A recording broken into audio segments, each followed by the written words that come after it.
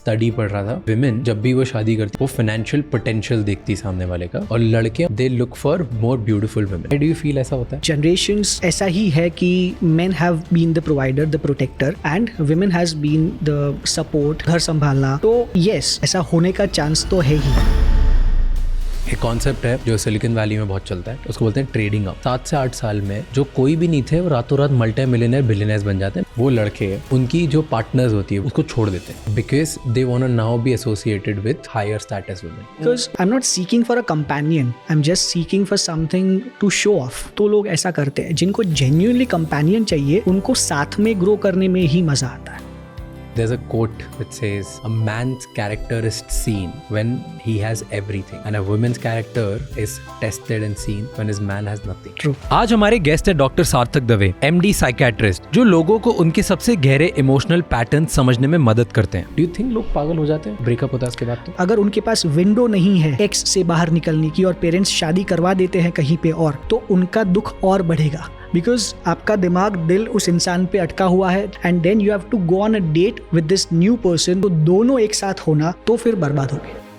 कैसे लोगों की लाइफ में कुछ नेगेटिव हो उसको वो एक पॉजिटिव एनर्जी बना सकते हैं, कैसे कर सकते हैं? डिफेंस मैकेनिज्म्स होते हैं, उसमें से एक है सब्लिमेशन। कुछ भी मेरे लाइफ में बुरा हुआ तो मेरे अंदर एक नेगेटिव एनर्जी आई, उस एनर्जी को मैं उस तरीके से यूज करूं जिससे मेरा खुद का ग्रोथ हो। कुछ लोग नेगेटिव चीज को यूज करके पॉजिटिव बना लेते हैं और कुछ लोग नेगेटिव चीज से टूट जाते हैं। क्या डिफरेंस इन दोनों में? The intent. मेरा पैटर्न मैंने रिकॉग्नाइज किया है, अब I have the intent to change and वो करने के लिए मैं कुछ भी करने को तैयार हूँ। वो इंटेंट है तो रास्ता मिलेगा। अगर इंटेंट नहीं है, नहीं मेरा ही रास्ता सही है, नहीं करना है मुझे, तो फिर डिफिकल्ट है। Why do you feel India में इंडियन पेरेंट्स इतने ज़्यादा इन्वॉल्व हैं इन किड्स लव लाइफ?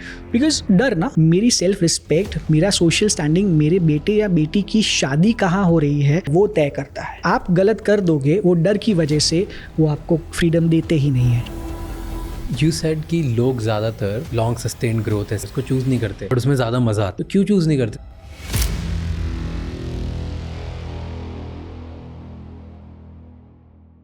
आगे बढ़ने से पहले इस चैनल को सब्सक्राइब कर लीजिए ताकि हम आपके लिए इसी तरह से और इंसाइटफुल और बेहतर पॉडकास्ट बनाते रहें। एंड इस पूरे शो का ऑडियो एक्सपीरियंस स्पॉटिफाई पे अवेलेबल है, जहाँ पे आप हमें फॉलो कर सकते हैं। Enjoy the show.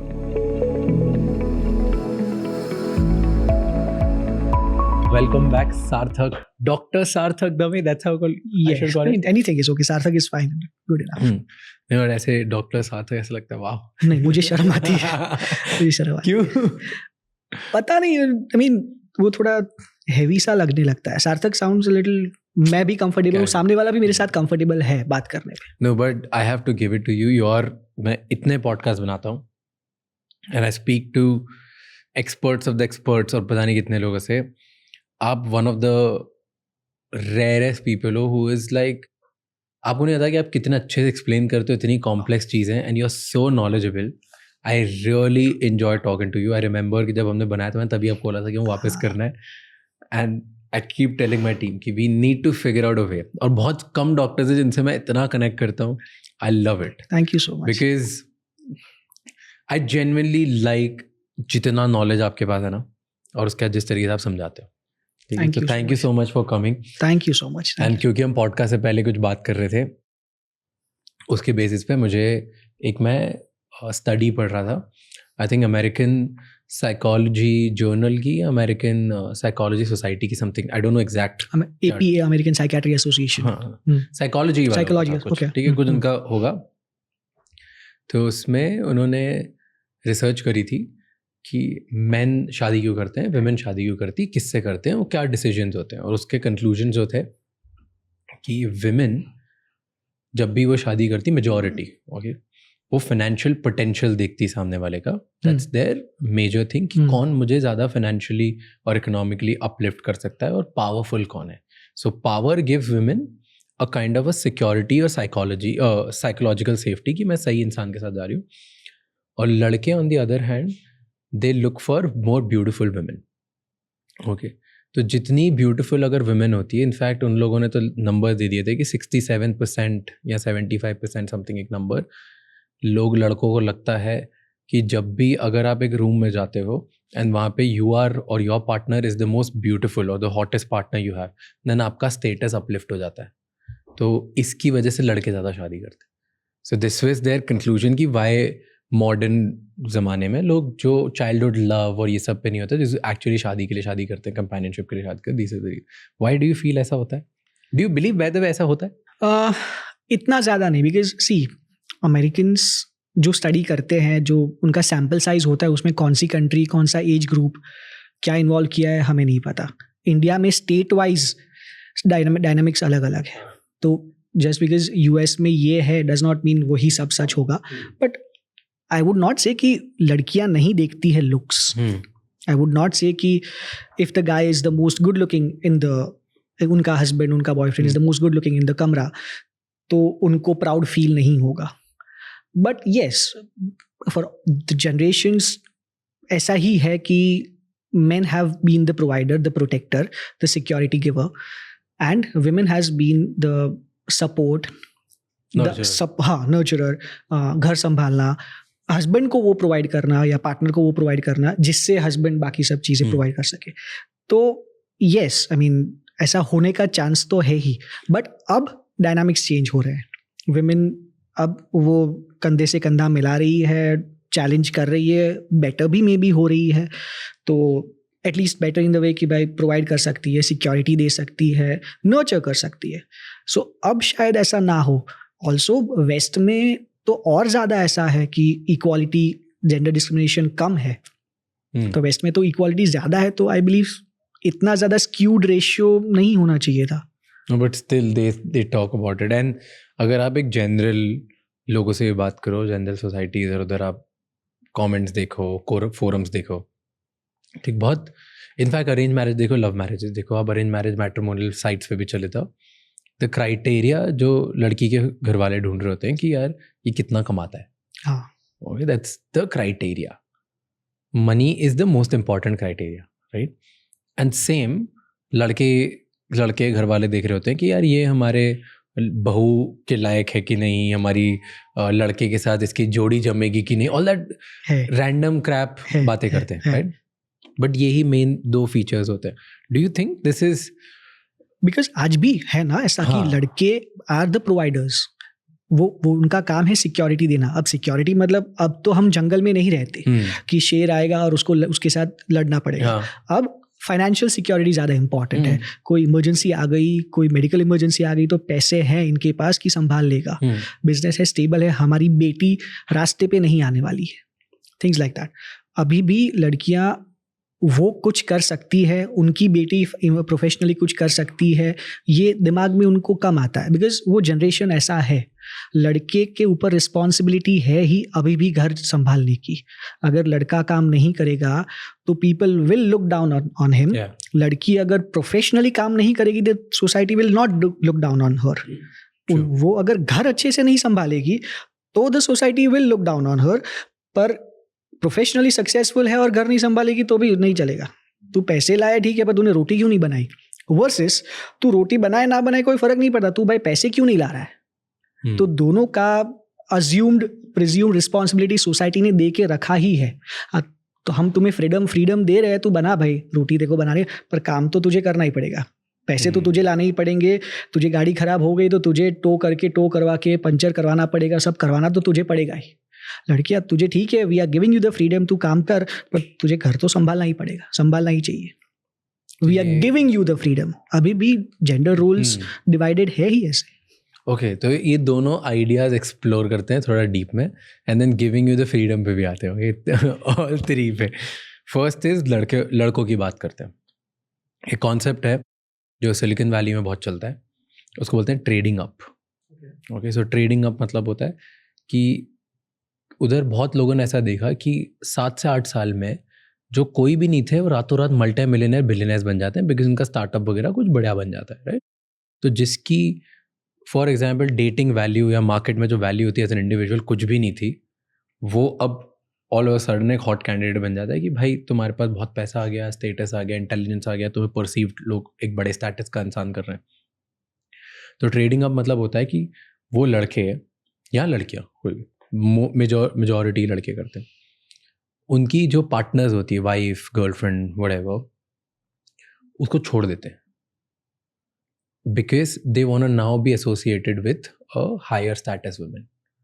सो बहुत सारे ऐसे लड़कों ने किया है वहाँ पे, और it's a very common thing, और इसको जस्टिफाई कर दिया टर्म दे के ट्रेडिंग अप, कि वो लोग अपनी जो पार्टनर है उसको छोड़ रहे हैं सिर्फ इसलिए कि यार तू और मैं अच्छे हैं, हम दोनों कंपैटिबल भी हैं, सब बढ़िया है हमारे बीच में, बट अब ना विक्टोरिया सीक्रेट मॉडल से शादी करूँगा मैं, या ये जो इंसान है वो किसी एक बहुत हॉट मॉडल को डेट करेगा, right? So they are just trading up. कि इट्स अ वेरी सिंपल, आप डायरेक्टली जाके बोल देते हो कि okay this is ending, all I want to do is I want to trade up in life. And it's a very very very big concept. In fact आप बहुत सारी movies में भी इसको बहुत सटली दिखाया है. The wolf of the wall street देखी आपने? उसमें यही होता है. So that's trade up. कि एक पार्टी में वो एक लड़की को देखता है, उस पार्टी में वो बहुत हॉट दिखती है, उसको लगता है वो शी इज़ अनअचीवेबल, एंड उसको लगता है कि अब मैं बड़ा इंसान बन गया हूँ, तो उस स्टेटस के हिसाब से ये लड़की बढ़िया है. तो जो लियोनार्डो डिकैप्रियो है वो एक हॉट लड़की के पास जाता है और डेट करता है, और अपनी जो वाइफ होती है उसको फिर डिवोर्स करके आगे बढ़ जाता है. बहुत सारी मूवीज में होता है, बहुत सारे हॉलीवुड एक्टर्स ने भी ये किया, बहुत सारे स्टार्टअप फाउंडर्स ने ये किया. So this trading up is a culture. Why do you think कि ट्रेडिंग अप ऐसा कल्चर क्यों बन रहा है? क्यों लड़के जब ज़्यादा स्टेटस पे पहुंच जाते हैं देन वो अपने पुराने पार्टनर्स को छोड़ देते हैं? सी मैं अगर सिर्फ इसको रिलेशनशिप के पॉइंट ऑफ व्यू से ना देखूँ ना, तो this is the basic human nature. मैं अब यहाँ पे पहुँचा हूँ तो अब मुझे ये गाड़ी चाहिए, अब मुझे ये घर चाहिए. सिमिलरली अब मेरा ये वाला पार्टनर ये लेवल का चाहिए. This is the basic human nature. But again partner है, इंसान है, उनको ऑब्जेक्टिफाई नहीं कर सकते. Exactly. बट वहाँ पे आता है कमिटमेंट. मैंने जब कमिटमेंट दिया था, मैं कितना ट्रू हूँ अपने कमिटमेंट से. इंडिया में हिंदू माइथोलॉजी में इसीलिए वो फेरे में 7 फेरे में से वन ऑफ द फेराज इज कि अच्छे और बुरे वक्त में हम साथ ही रहेंगे. मेरा अच्छा वक्त आ गया तो मैं तुम्हें नहीं छोड़ दूंगा, और मेरा बुरा वक्त आया तो तुम मुझे मत छोड़ देना. That's an a commitment that we are giving. पर अगर मेरा टारगेट है ही नहीं कि मैं वो कमिटमेंट दूं, या मेरा कुछ टारगेट कि मुझे रिलेशनशिप में से कुछ चाहिए सो दैट मैं अपना स्टार्टअप अच्छे से संभाल सकूं, अपना करियर ग्रो कर सकूं. I am not seeking for a companion, I am just seeking for something to show off. मैं अपना काम अच्छे से कर सकूं, उसके लिए मुझे एक सपोर्ट चाहिए. तो लोग ऐसा करते हैं. जिनको जेन्युइनली कंपेनियन चाहिए उनको साथ में ग्रो करने में ही मज़ा आता है. ऐसे बहुत सारे बॉलीवुड एक्टर्स हैं जो बॉलीवुड एक्टर्स, फेमस एक्टर्स बनने से पहले ही डेट कर रहे थे, शादी की, and they are successful and people look up to them कि भाई यार अमेजिंग यार. एंड जिस तरीके से उनका ट्रेड अप या लेवल अप हुआ, उनकी वाइव्स का भी लेवल अप हुआ इन द सोसाइटी कि भाई हाँ यार. एंड बिकॉज ऑफ दैट उनको वो वाला फायदा मिला.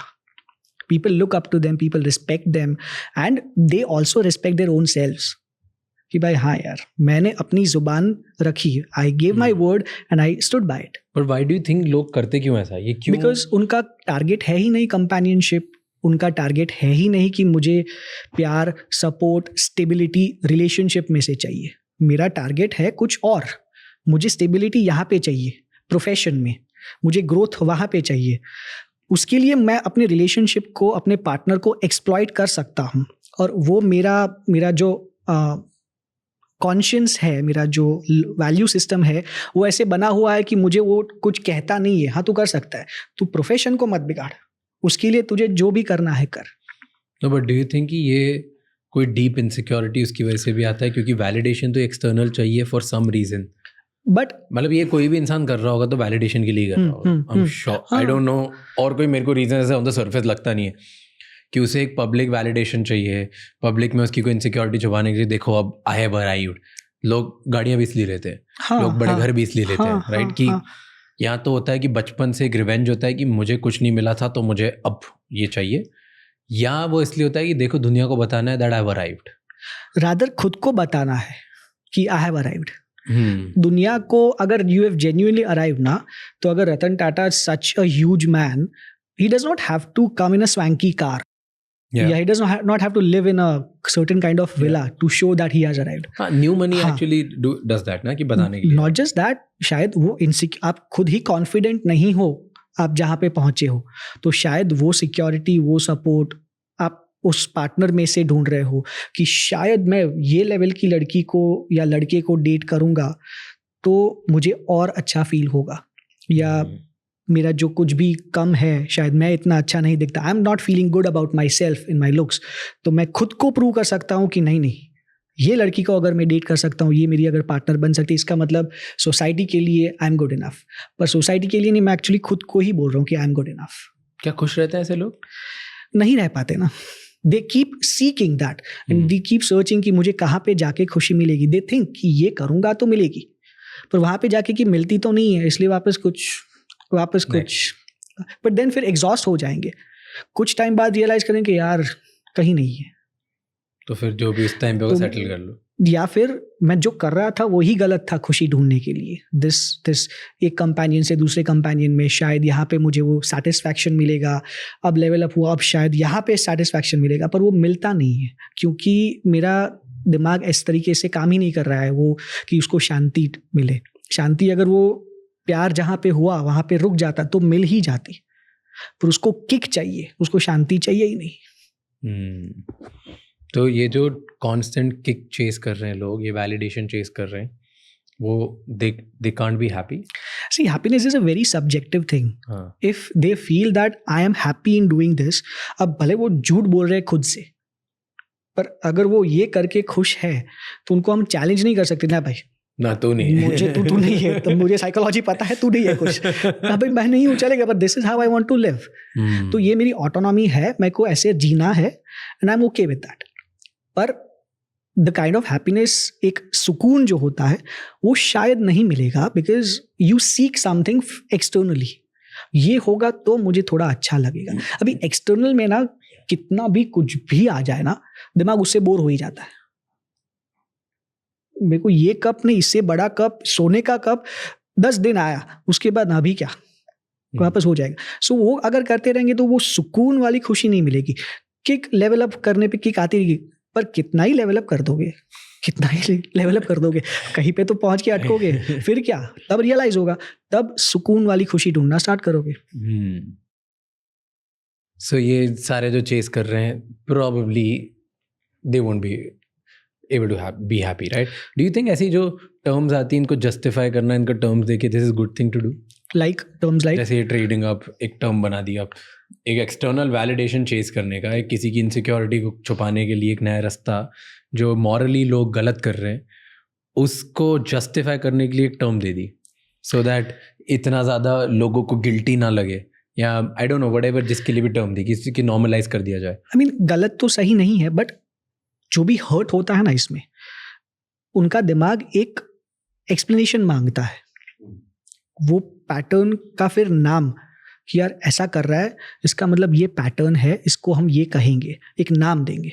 वो नाम देने पे एक्सप्लेनेशन, उनका पर्सनालिटी एक्सप्लेन, डिफाइन करने से उनको थोड़ा अच्छा लगता है. ये तो ट्रेड अप करते ही रहता है, so that might make them feel a little less hurt कि यार ये बंदा ही ऐसा है. तो that might be helping them, because नामकरण करना is not a bad thing per. किसी को कोई किसी का नार्सिसिस्टिक बिहेवियर है और उसको नार्सिसिस्ट कहना is not a bad thing. वो भाई पैटर्न डिफाइन करना, नाम रखना जरूरी है, सो दैट हर बार किसी को एक्सप्लेन ना करना पड़े कि वो ये कर रहा है. एंड इंसानी दिमाग एक्सप्लेनेशन का डेफिनेशन बना के एक वर्ड तो लाता ही है हर चीज में, वो जरूरी है. एंड लड़कियां ट्रेड अप करती है विद फाइनेंशियल सिक्योरिटी, राइट? कि अगर उनको, मैंने बहुत सारे केसेस देखे हैं एंड ये मैंने मेरे फ्रेंड्स के साथ भी देखा है कि वो किसी से प्यार करते थे एंड वो बहुत अच्छे रिलेशनशिप में थे, 5-6 साल तक रिलेशनशिप में थे, सब अच्छा था. एक दिन लड़की के घर वाले कोई बहुत अमीर ख़ानदान का लड़का लेके आ जाते हैं और वो खरबपति होता है, बड़े करोड़पति होता है. उसके साथ लड़की को ऑफ़र करते हैं कि शादी कर लो, एंड लड़की उधर शादी करके चली जाती है. रातों रात सब एंड. अब वो खुश रहती है नहीं रहती वो नहीं पता, पर वो बोलती है कि वाह मैं तो अपने शहर से ही बाहर जा रही हूँ, दूसरे शहर पे जा रही हूँ, इतना बड़ा घर, बीच हाउस होगा, 10 फ्लोर का होगा, व्हाटएवर, 10 चीज़ें, और वो चल जाती, राइट? तो that's how they trade up, कि फाइनेंशियल सिक्योरिटी अगर ज़्यादा दिख रही है दूसरों में। एंड इसके बारे में ये मैंने कोई डेटा नहीं पढ़ा, ये मेरा बहुत एनेक्डोटल है, मैंने आसपास लोगों को देखा है और बहुत सुना है ऐसा। This is what they do. But basically वो पहले से वही कर रही थी, out of the available options वो बेस्ट को चूज करके रखा था। बट जैसे वो पूल में एक ज़्यादा पैसे वाला इंसान आया जो अवेलेबल था, एंड उनको लगा कि ये मैं 3 महीने 6 महीने या 1 साल का दुख जी लेती हूँ, या इसको बुरा हर्ट भले हो, क्या फ़र्क पड़ता है, पर उसके बाद की मेरी लाइफ ज़्यादा लग्जूरियस हो सकती है, वो अगर मैं हो सकता है तो मैं ये कर लेती हूँ। तो उनका प्लान वो तो पहले से वही कर रही थी, अवेलेबल ऑप्शंस में से उन्होंने बेस्ट को चूज किया था। इसलिए तो 5 साल डेट कर लिया वाला बड़ी बात हो गई ना। हाँ, पर इसलिए तो that's what I have seen. उसके बाद ही अचानक से मम्मी पापा मानना बंद हो जाता है। बेटर लड़का मिला, बेटर इन द सेंस कि पैसे वाला, ज़्यादा फाइनेंशियली स्ट्रॉन्ग फैमिली बैकग्राउंड, तो अचानक से उसके मम्मी पापा मानना बंद हो जाएंगे, अचानक से उनको प्रॉब्लम होने लगेगी, अचानक से वो रिटेलिएट नहीं कर पाएगी, अचानक से उनको एक्सप्लेन नहीं कर पाएगी। एंड देन हाँ, वो मोटिवेशन लड़के को भी दिखेगा कि ये तो अचानक से कहाँ चला गया मोटिवेशन, कल तक तो कैसे भी करके मना लेंगे और अब मम्मी पापा नहीं मान रहे हैं। लड़का भी एकदम, अरे तुम्हारे साथ प्लानिंग किया था, हम लोग वहाँ पे वो घर लेने वाले थे, वो मैंने जॉब के लिए अप्लाई कर दिया है, प्रमोशन मिलने ही वाला है, पर नहीं, तुम वो बिजनेस फैमिली को चूज कर रही हो, या अचानक से तुम्हारे मम्मी पापा नहीं मान रहे। तो अगर मुझे ये पता होता तो मैं पहले से वो रिस्क लेके बिजनेस में चले जाता ना, क्योंकि तुम्हें फाइनेंशियल सिक्योरिटी चाहिए थी, मम्मी पापा को प्रूव करना था, इसलिए मैं ये जॉब में परेशान हो रहा हूँ, मेहनत कर रहा हूँ, प्रमोशन का वेट कर रहा हूँ। अगर तुम पिक्चर में ही नहीं होती और तुम्हारा ये प्लान था पहले से, तो मैं भी वही करता, मैं शायद इससे ज़्यादा ग्रो कर लेता। इसीलिए ट्रांसपेरेंट होना ज़रूरी है। कितना भी आप क्रूअल हो, बट ट्रांसपेरेंट होना, तो you're just not helping the person, you're also helping yourself. भाई this is who I am, तुम अभी बेस्ट ऑप्शन हो मेरे लिए, इसलिए I love you the most. there is a risk कि इस तुमसे ज़्यादा अच्छा लड़का दिखेगा तो मेरा दिमाग वहाँ जा सकता है, मैं थोड़ी कैपिटलिस्टिक हूँ, देख लेना भाई। And nobody is able to do that, nobody does that. पर ये खुद को बिकॉज मैं खुद को ही नहीं पहचानूंगा ना, मैं खुद को ही ऐसा नहीं बोलूंगा, बिकॉज अगर मैं खुद को ऐसा बोला तो मैं अपने दिमाग में विलन हो गया। इतना बुरा कैपिटलिस्टिक लड़की, अरे तू प्यार को छोड़ के पैसे के पीछे भाग रही है, वो खुद का ही दिमाग बोलेगा, इसलिए वो खुद को डिनाई करेगी, नहीं मैं तो प्यार करती हूँ, ये तो अब मम्मी पापा नहीं मान रहे। But it was never the case from the very beginning. But why do you think कि लड़कियां ऐसे क्यों करती है? जैसे लड़कों की हमने बात करी, लड़के ट्रेड अप करते हैं क्योंकि कोई इनसिक्योरिटी होती है, एक्सटर्नल वर्ल्ड को चेस करने की कोशिश कर रहे होते, कोई वैलिडेशन चेस कर रहे होते, राइट? लड़कियां क्यों कर रही होती? शादी, इंडिया में शादी, sense of security, financial stability से ज़्यादा लग्जरी अट्रैक्टिव है। हाँ, एक गाड़ी है पर 4-5 गाड़ियाँ हैं और साथ में ड्राइवर भी है, घर का काम नहीं करना पड़ेगा या फिर कुछ नहीं करना पड़ेगा, बैठे बैठे आराम कर सकती है, थिंग्स लाइक दैट। तो वो जो कंडीशनिंग है बचपन से ही कि फैमिली और ज़्यादा अच्छा हो, मुझे भी बहुत लोगों ने ऐसे कहा है कि लड़की वहाँ पे जाती है जो घर उनसे ऊपर होता है फाइनेंशियली, और लड़की वहाँ से लाओ या शादी वहाँ पे करो जो आपसे थोड़ा सा फाइनेंशियली नीचे हो, समथिंग लाइक दैट। तो ये तो सिस्टम है शायद इंडिया में, एंड कंडीशनिंग ही ऐसे हो रखी है। सो कंडीशनिंग का मतलब क्या कि अगर आप उसके अगेंस्ट में या उससे थोड़ा अलग जा रहे हो ना, तो आपको अंदर से अनकंफर्टेबल फील होने लगेगा, अजीब लगने लगेगा, कॉन्फिडेंस टूट जाएगा। You know logically, ethically that you are doing the right thing, you are being with the person you love, but फिर भी वो कॉन्फिडेंस क्यों नहीं आ रहा है? क्योंकि बचपन से ये सुना है पेरेंट्स ने, दोस्तों ने, मूवीज में, इतने बड़े घर में शादी हुई है, इतनी अच्छी बात है, तो वो कॉन्फिडेंस अपना तोड़ देगा। तो वो इवेंचुअली, नहीं यार मम्मी पापा नहीं मान रहे हैं, आ जाएगा। गलत नहीं है ये बहुत? एब्सोल्युटली ऑन बोथ, लड़की लड़के दोनों को ट्रेड अप करना is, don't you think it's wrong? It's heartbreaking. हाँ, मतलब बिकॉज जब मैं ऐसे एग्जाम्पल सुनता हूँ ना, तो मेरे बहुत सारे फ्रेंड्स हैं in the startup world, they give me examples कि देख इसने भी ऐसे किया, इसने भी ऐसे किया, और बड़े बड़े फाउंडर्स के नाम लेते हैं। एंड वर्ल्ड के जो टॉप 3, 4, 5 एंटरप्रेन्योर्स आप देखोगे उन्होंने भी किया है, टॉप 3, 4, 5 सेलिब्रिटीज देखोगे उन्होंने भी किया है, लड़की लड़का both. And then I give examples of let's say Barack Obama, right, कि डे 1 दोनों ने साथ में power couple, they built it. Look at them, like Barack and Michelle, couple goals, right. Shahrukh and Gauri, again they did the same thing. तो ऐसे पता नहीं कितने और ऐसे और एग्जाम्पल्स होंगे आपके पास, right. So I like that कि दोनों ने उस टाइम पे, मतलब Michelle Obama, I am sure कि उन्होंने उस टाइम पे बढ़िया एक ऐसा ऑप्शन देखा जो शायद उस टाइम पे वो बेस्ट नहीं होगा उनके लिए, but they both fell in love and then they decided कि चलो करेंगे, और आज इतने बड़े वो बन गए. एंड सेम विद बराक कि एक बार जब वो बड़े बन गए होंगे तब उनके हज़ारों ऑप्शन होंगे, but still he is like hey, कोई और ऑप्शन ही नहीं है, this is my love. So ये दोनों के लिए वाई, जब ऐसी स्टोरीज हैं, ऐसी स्टोरी ज़्यादा हमें पसंद है, तो फिर ये ट्रेड अप रियलिटी में क्यों होता है? So it's a very simple thing that majority people don't realise कि एक स्टेबल रिलेशनशिप में से पीस मिलता है. जो दिमाग उसको बोरिंग कंसिडर करता है, पर पीस मिलता है.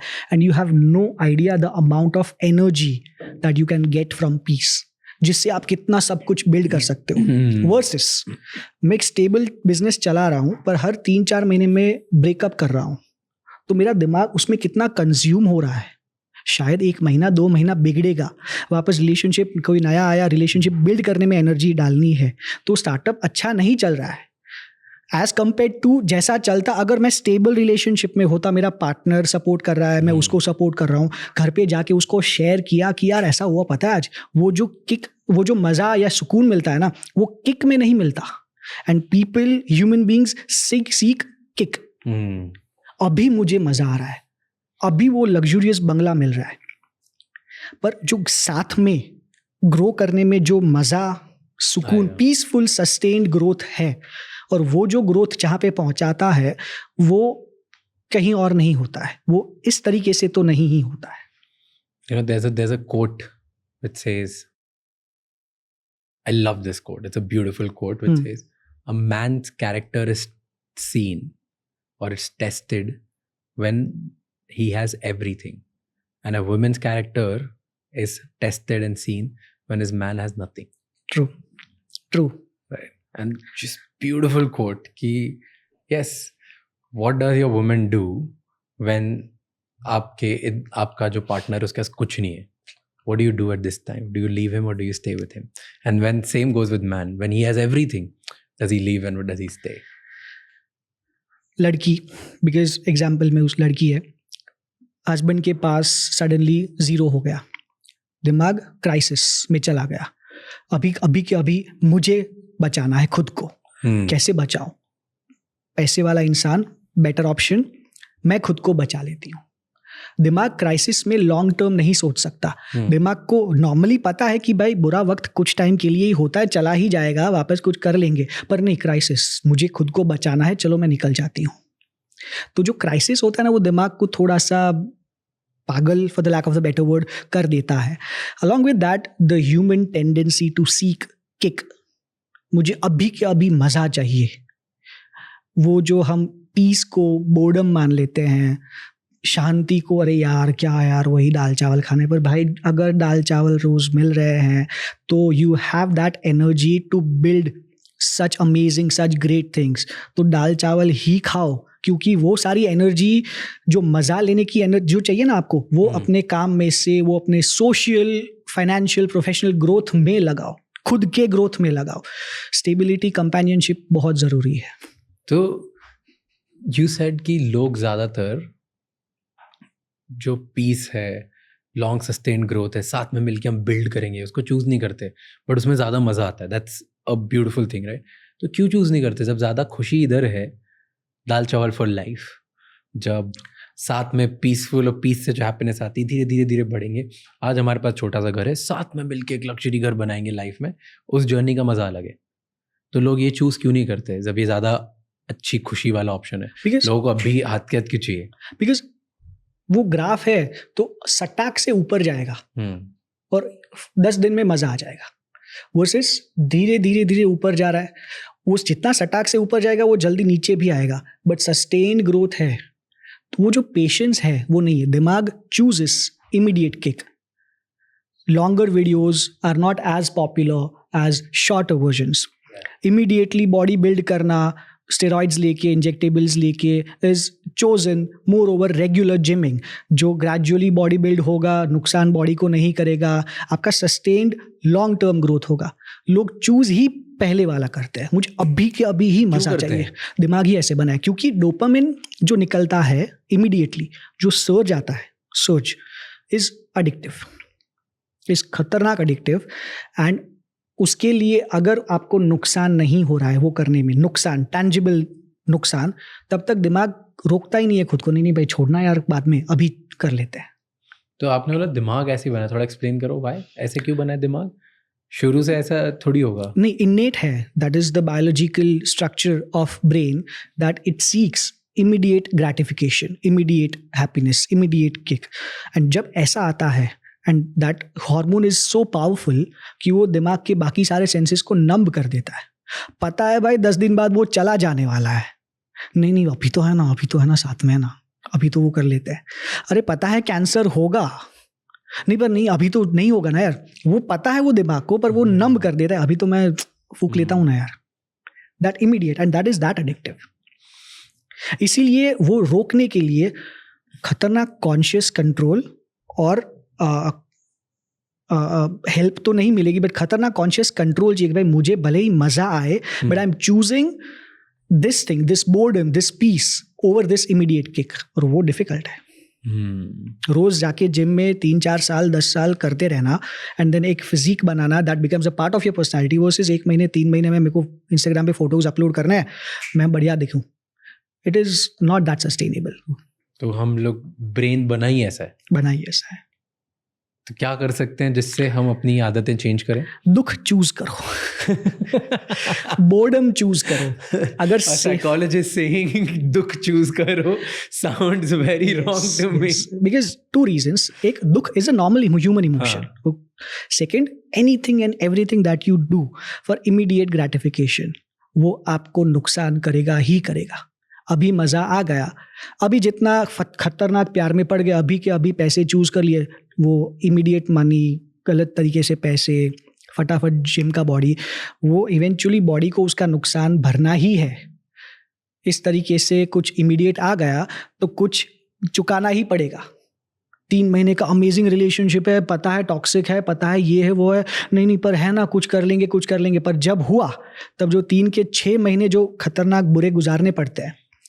वाइफ है, गर्लफ्रेंड है, मैरिड हूँ, पर किक मिल रही है जो मुझे अफेयर करने में, वहाँ नहीं पता चलेगा. The complete denial that dopamine gives us, नहीं पता चलेगा वाइफ को, गर्लफ्रेंड को. पर जब पता चलता है, वो 6 महीने के जो 6 साल बिगड़ते हैं ना बाद में, तब लगता है यार क्यों यार 6 महीने, वो शांति से अच्छे से चल रहा था, क्यों बिगाड़ा.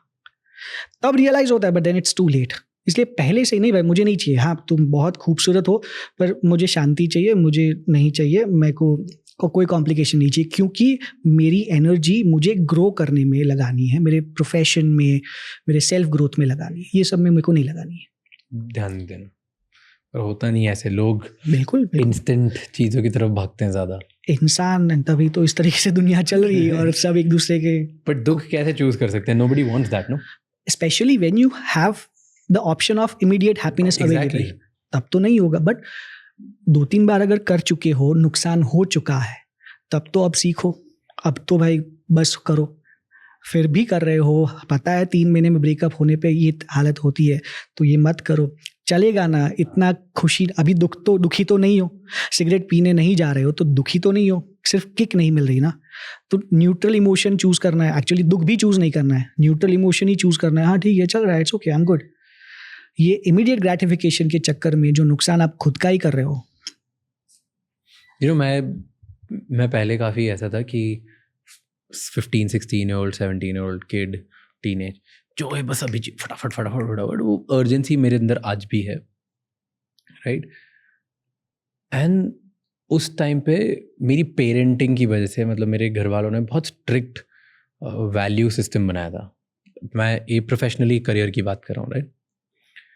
तो मेरे घर में हेल्थ को कोई इम्पोर्टेंस नहीं देता, पर प्रोफेशनल बिजनेस और करियर्स को बहुत इंपॉर्टेंस देते हैं. कुछ भी ऐसा करेंगे नहीं जो शॉर्ट टर्म गेन के लिए थोड़ा सा भी गलत हो. ज़ीरो.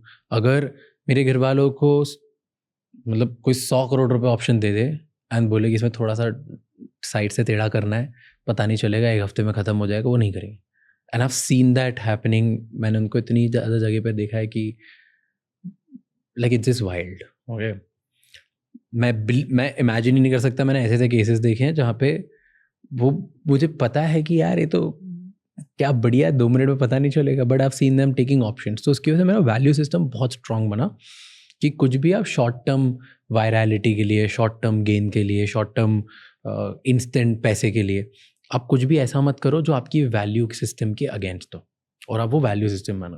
और वो बहुत डिफिकल्ट होता है उस पर स्टिक करना. पर अगर आप स्टिक करते हो, 1 साल में आपको कुछ पता नहीं चलता, 2 साल में पता नहीं चलता, 3 साल में पता नहीं चलता, बट वो 4-5 साल बाद जो कंपाउंड होके आता है, then you start feeling good and then you realise कि वाओ, कि जो मैंने वैल्यू सिस्टम चूज़ किया, शॉर्ट टर्म गेन्स को मना करा और मैं सिर्फ ड्रिवन रहा कि ये मेरे अकॉर्डिंग यही सही है और मैं कुछ भी जस्ट रैंडम पैसे या वायरलिटी के लिए नहीं करूँगा. And if I stick to it, वो लॉन्ग टर्म में काफ़ी स्ट्रॉन्ग कंपाउंडिंग गेन्स मिलते हैं.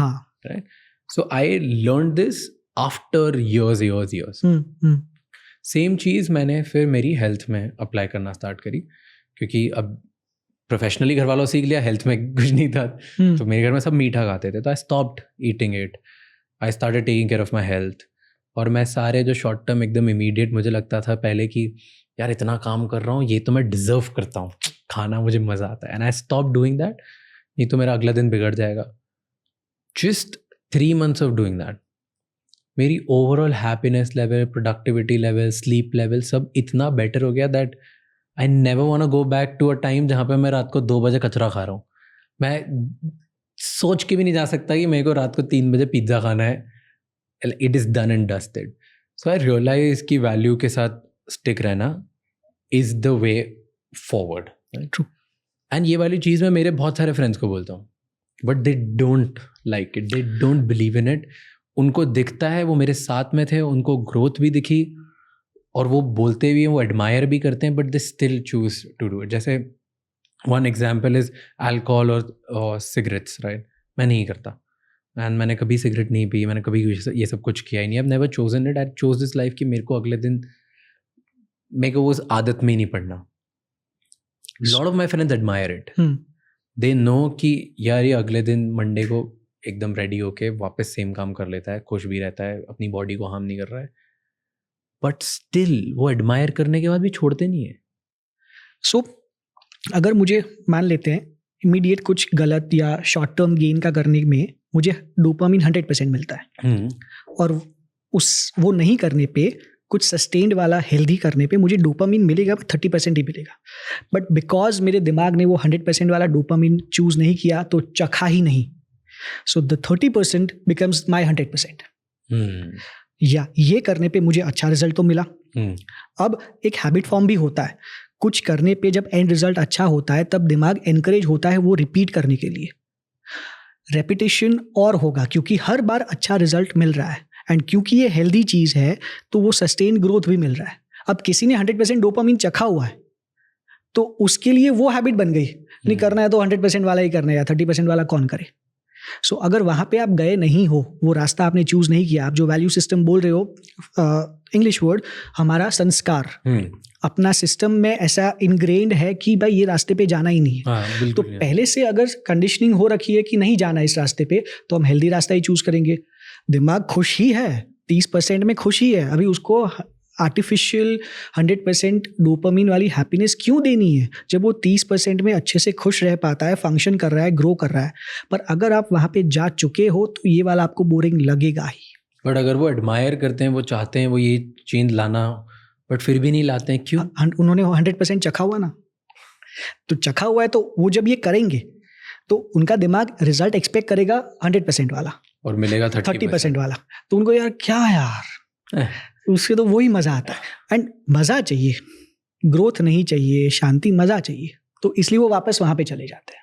कितने सारे लोग हैं, मेरे तो बहुत सारे फ्रेंड्स जो नॉन मेडिकल प्रोफेशनल्स है, मैं पढ़ता था वो मज़े कर रहे हैं, मैं पढ़ता था वो खेल रहे हैं, देखा कि मैं कर रहा हूँ तो रिजल्ट मिल रहा है, दे एडमायर अभी भी, but they still are not able to implement, because आज भी अगर मैं पेशेंट देख रहा हूँ तो वो मजे कर रहे हैं कि नहीं यार छोड़ना, दे आर वर्किंग, बट वो वहाँ पे भी जॉब पे छुट्टी लेके मजे कर रहे हैं, वो एडमायर करेंगे पर कर नहीं पाएंगे। आपको नहीं लगता कि आप मिस कर रहे हो? मजे करने चाहिए।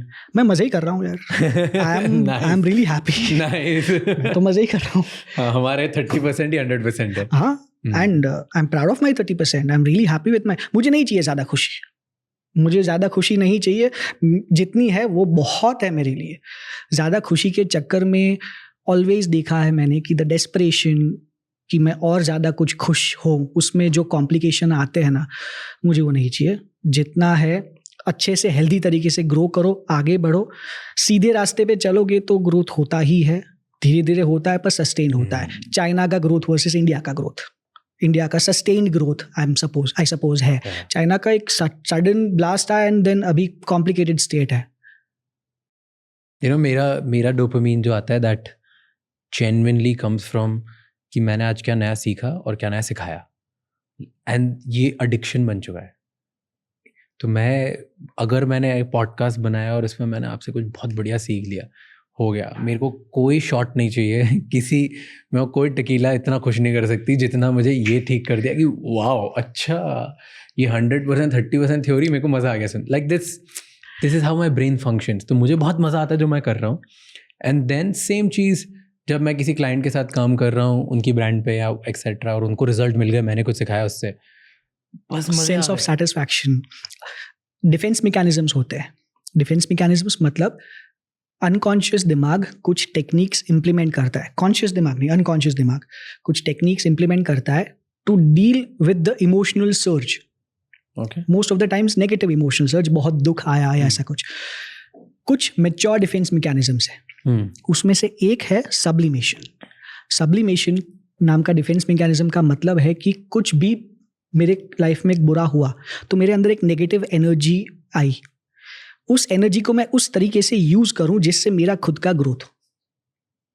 मैं रास्ते पे जा रहा हूं, झगड़ा हो गया किसी के साथ, किसने मुझे मार दिया, बहुत बुरा लग रहा है, आई एम फीलिंग टेरिबल। उस एनर्जी को मैंने उस तरीके से यूज किया, मैंने पेशेंट्स को बहुत हेल्प की, बहुत अच्छे से पेशेंट्स देखे। या फिर कोई क्रिकेट प्लेयर है या कोई बैडमिंटन प्लेयर है तो उन्होंने इतनी ज़्यादा प्रैक्टिस की इतने टाइम तक जब तक वो ड्रेन आउट नहीं हो गई नेगेटिव एनर्जी कि उनका गेम सुधर गया। क्या बोलते हैं? सब्लिमेशन। तो कैसे लोगों की लाइफ में कुछ नेगेटिव हो उसको वो एक पॉजिटिव एनर्जी बना सकते हैं? कैसे कर सकते हैं? पॉजिटिव एनर्जी बनानी नहीं है, एनर्जी नेगेटिव ही है, एनर्जी बन रही है, उसका नेगेटिव पॉजिटिव तो हम नाम रख रहे हैं। बट कुछ क्राइसिस आया या कुछ अच्छा भी हो गया तो बहुत सारी एनर्जी बनेगी। बहुत खुश हो गया तो चलो मैं ना जाके अभी पार्टी कर लेता हूँ, बहुत सारा दारू बहुत सारा नशा कर लेता हूँ, 3-4 दिनों तक बन रहता हूँ। वर्सेस बहुत सारी एनर्जी है तो चलो और काम करता हूँ, या कुछ मैं करता हूँ जिससे मेरा ग्रोथ हो या फिर किसी और का हो, जिससे भी मुझे तो अच्छा ही लगेगा, तो वो जो है वो मुझे लॉन्ग टर्म रिजल्ट देगा। ये दिस इज सो ट्रू। ये क्यों होता है ऐसा? Because I will tell you, okay, तो लेट्स से एक नंबर मान लो कि इतने करोड़ रुपए कमा लिए, तो एक माइलस्टोन था, उतनी रेवेन्यू करी, अचीव कर ली, तो द फर्स्ट रिएक्शन इज चलो पार्टी। बट मेरा वो नहीं होता, मैं ओह बहुत सारा मजा आ गया, अब इसको 10x कर लेते हैं। Same with let's say podcast है, आप पहुंचे कि ओके 4 मिलियन हो गए, ओके चलो अब 10 मिलियन कर लेते हैं, अब 5 मिलियन कर लेते हैं, नंबर 1 पॉडकास्ट इंडिया बन गया, अब वर्ल्ड नंबर 1 कर ले। Like first reaction is not party. हाँ, फर्स्ट रिएक्शन ये नहीं आता कि चलो दारू पीते, भंड होते, ड्रग्स करते, नहीं। फर्स्ट रिएक्शन इज कि ये जो एनर्जी आ रही है उस टाइम पे एकदम एक्सटैटिक फील होता है आपको कि वाओ, वो एनर्जी मेरे को यूज करनी होती है कि और करते हैं, और प्रैक्टिस करते हैं, और मजा करते हैं। तो ऐसे क्यों होता है? बिकॉज एनर्जी है ही, एंड दिमाग बॉडी एनर्जी को कहीं पे डालेगा ही। तो पार्टी करने का मन क्यों नहीं होता? पार्टी तुम्हें पसंद भी, ऐसा नहीं कि बेकार है। सेम 100% 30%। ये हमने किया हुआ है, यही करके 4 मिलियन तक पहुंचे, जिसकी वजह से और ऐसा हुआ। वो 100% में 4 दिन रहेगा, फिर चला जाएगा। ये 1 साल रहा, 2 साल रहा, 2 साल के बाद इसी का वो म्यूचुअल फंड जैसा ग्रोथ हुआ, इसका कंपाउंडिंग हो रहा है। तो वो दिमाग नोटिस करता है कि 4 दिन में ही मजा आया यार। एंड अगर मैंने ये भी किया एंड ये भी किया, 3 साल तक मैं कंटिन्यू ग्रोथ कराऊं और फिर किसी के कहने पे चलो यार ठीक है सब बोले तो पार्टी कर ली, तो भी दिमाग नोटिस करेगा हाँ यार ठीक है मजा है, पर इट इज नॉट दैट, इसका 3 साल तक मजा मुझे नहीं रहेगा, तो वही करते वापस चलो। तो here's a question on this, okay, मैं पर्सनल क्वेश्चन पूछता हूँ।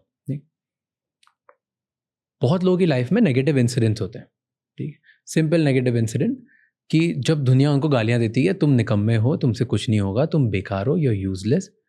कुछ लोग इनसिक्योर हो जाते हैं कि यार मुझ में तो बहुत कमी है, मैं कैसे बाहर करूँगा, वो जो अपना काम कर रहे होते हैं छोड़ देते हैं। वर्सेस मैं, मुझे जितनी लोग गालियां देते हैं मुझे और या कम, I will show you, okay, मैं तुम्हें बताऊंगा, तुम्हें रॉन्ग प्रूफ करूंगा, तुम्हें करना है, प्लीज वेट एंड वॉच।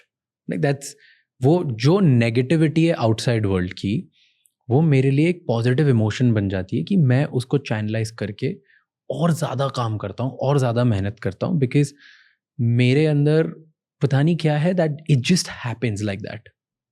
कोई कितना भी गालियाँ दे दे कि मेरा टाइम आएगा, बोल लो आज तुम, मैं तुम्हें बताऊँगा, I will prove you wrong. Versus जो बहुत सारे लोग हैं जो इस चीज़ को नेगेटिव लेके अपने आप को और सकम कर देते हैं, धीरे धीरे उनका हौसला टूट जाता है, मोटिवेशन टूट जाता है और काम करना बंद कर। क्या डिफरेंस है? 2 टाइप के लोग, हमारे से बहुत लोग हैं जो कुछ लोग नेगेटिव चीज़ को यूज़ करके पॉजिटिव बना लेते हैं और कुछ लोग नेगेटिव चीज़ से टूट जाते हैं। आपके आसपास लोग आपको डाउट करते हैं, इनसिक्योर कर देते हैं, इन्फीरियर फील कराते हैं। कुछ लोग वैसी एनर्जी को यूज़ करके पॉजिटिव आउटकम में कन्वर्ट कर लेते हैं, एंड कुछ लोग वो नेगेटिव एनर्जी को लेके और छोटे हो जाते हैं और नेगेटिव हो जाते हैं और शेल में चले जाते हैं और वो खुद को बर्बाद कर लेते हैं। सो फॉर एन एग्जाम्पल, मुझे जब कोई भी बोलता है कि यार तुझसे ये नहीं हो पाएगा, या गालियाँ देते हैं, या मुझे इन्फीरियर फील कराते हैं, मैं किसी रूम में जाता हूँ जहाँ पे मुझे लगता है कि यार मैं सबसे छोटा इंसान हूँ, I get energy from it, I get positive, okay हाँ, I don't belong here today, but मैं अब ऐसी मेहनत करूँगा, अब देखो मैं इधर आऊँगा, तुम मेरे को आज गलत बोल रहे हो, तुम मेरे पर डाउट करो, बोलते रहो, wait and watch, I come and change you. Versus मैं लोगों को देखा है, कुछ लोग ऐसे होते हैं जो उसको लेते हैं, अबे यार ये तो लॉस हो गया, अरे यार मेरे को तो इतना छोटा आदमी था, छोड़ यार दुनिया का, चलो दारू पीते हैं, then they escape themselves in यहाँ तो अकेले डिप्रेशन में आते हैं, सोच के ओवर थिंकिंग में परेशान हो जाते हैं, या उनका किसी चीज़ में काम ही नहीं लगता, या उनकी होप खत्म हो जाती है ज़िंदगी से कि यार कुछ भी कर लो हम तो छोटे ही रहने वाले, कुछ भी कर लो लोग गालियाँ बकते रहते हैं, दुनिया ही ख़राब है, यू नो। सो नेगेटिव और नेगेटिव होते जाते हैं। सो क्या डिफरेंस होता है इन दोनों लोगों में? सो यहाँ पे काम करता है पेरेंटिंग। दोनों इंसान न्यूट्रल दिमाग से दुनिया में आते हैं, जन्म लिया, बचपन से भी ऐसे दोस्त, स्कूल में, किंडरगार्टन में कोई मजाक करेगा, सब करेगा, बच्चा आके घर पे मम्मी पापा को बोलेगा कि आज मुझे टीचर ने या फेलो फ्रेंड ने कुछ गलत कहा। उस टाइम पे पेरेंट्स कितना एनकरेज कर रहे हैं, किस तरीके से उस बच्चे को उस सिचुएशन को हैंडल करने का कॉन्फिडेंस दे रहे हैं, वो डिसाइड करता है कि वो ही इंसान जब बड़ा होगा तब फ्यूचर में क्राइसिस आएगी, जब मम्मी पापा नहीं होंगे तो किस तरीके से वो करेगा। एक साइकिल अगेन, मैंने गलत, मेरे साथ कुछ हुआ, मम्मी पापा को बोला, मम्मी पापा ने कहा नहीं तो कुछ टेंशन मत ले, हम तेरे पीछे खड़े हैं, सब सेट हो जाएगा, तू बिंदास कर।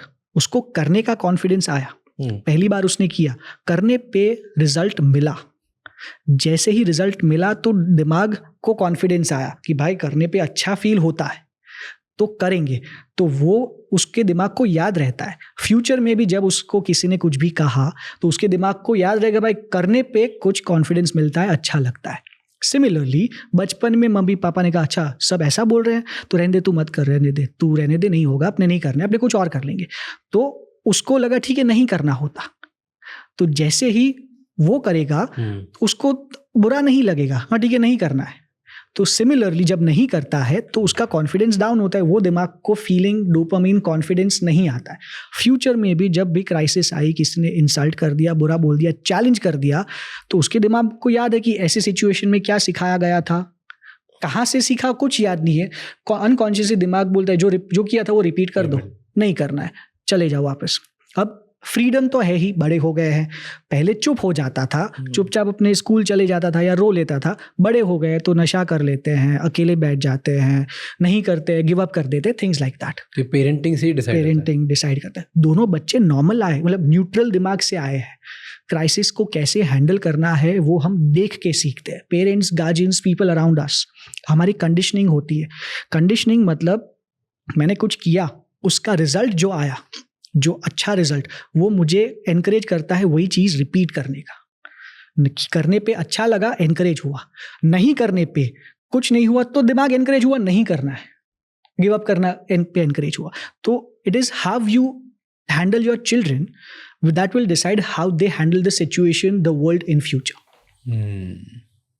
सो अगर पेरेंट्स ने मान लो अच्छा काम नहीं किया और बच्चों को नहीं सिखाया, और कुछ बच्चों को क्राइसिस मैनेज करना नहीं आता पॉजिटिवली, तो क्या वो कभी फिर ढंग से चेंज नहीं कर सकते? अब पेरेंट्स को कहाँ से आया? उनके पेरेंट्स से। ये तो जनरेशनल है। बट अब आज अगर 2 बच्चे हैं, मान लो कि उनमें से एक की पेरेंटिंग बहुत बढ़िया हुई, उसको क्राइसिस को पॉजिटिव फाइट करते आता है, उसको मैनेज करते आता, एक को नहीं आता, तो वो कैसे चेंज करे? How can they work on it कि जहाँ पे वो नेगेटिव एनर्जी से अफेक्ट नहीं हो और एक्चुअली इसको पॉजिटिव टर्न? बड़े होने के बाद बहुत डिफिकल्ट होता है।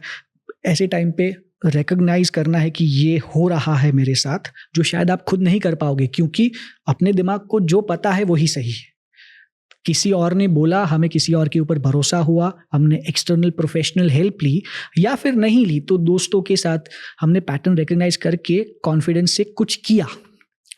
इस बार करने पे अच्छा लगा, अच्छा रिजल्ट मिला और अच्छा लगा, तो एनकरेज होगा दिमाग। बट देन कितने साल तक आपने कुछ नहीं किया है, दैट विल डिसाइड कितना जल्दी वो न्यूट्रलाइज होगा। कि जितने साल ज़्यादा हुआ, जितने ज़्यादा साल हुए, उतना ज़्यादा डर या लैक ऑफ कॉन्फिडेंस सीमेंट हुआ है। नहीं यार, नहीं जाना है वहाँ पे, अरे यार नहीं अच्छा लगता, नहीं जाना है वहाँ पे।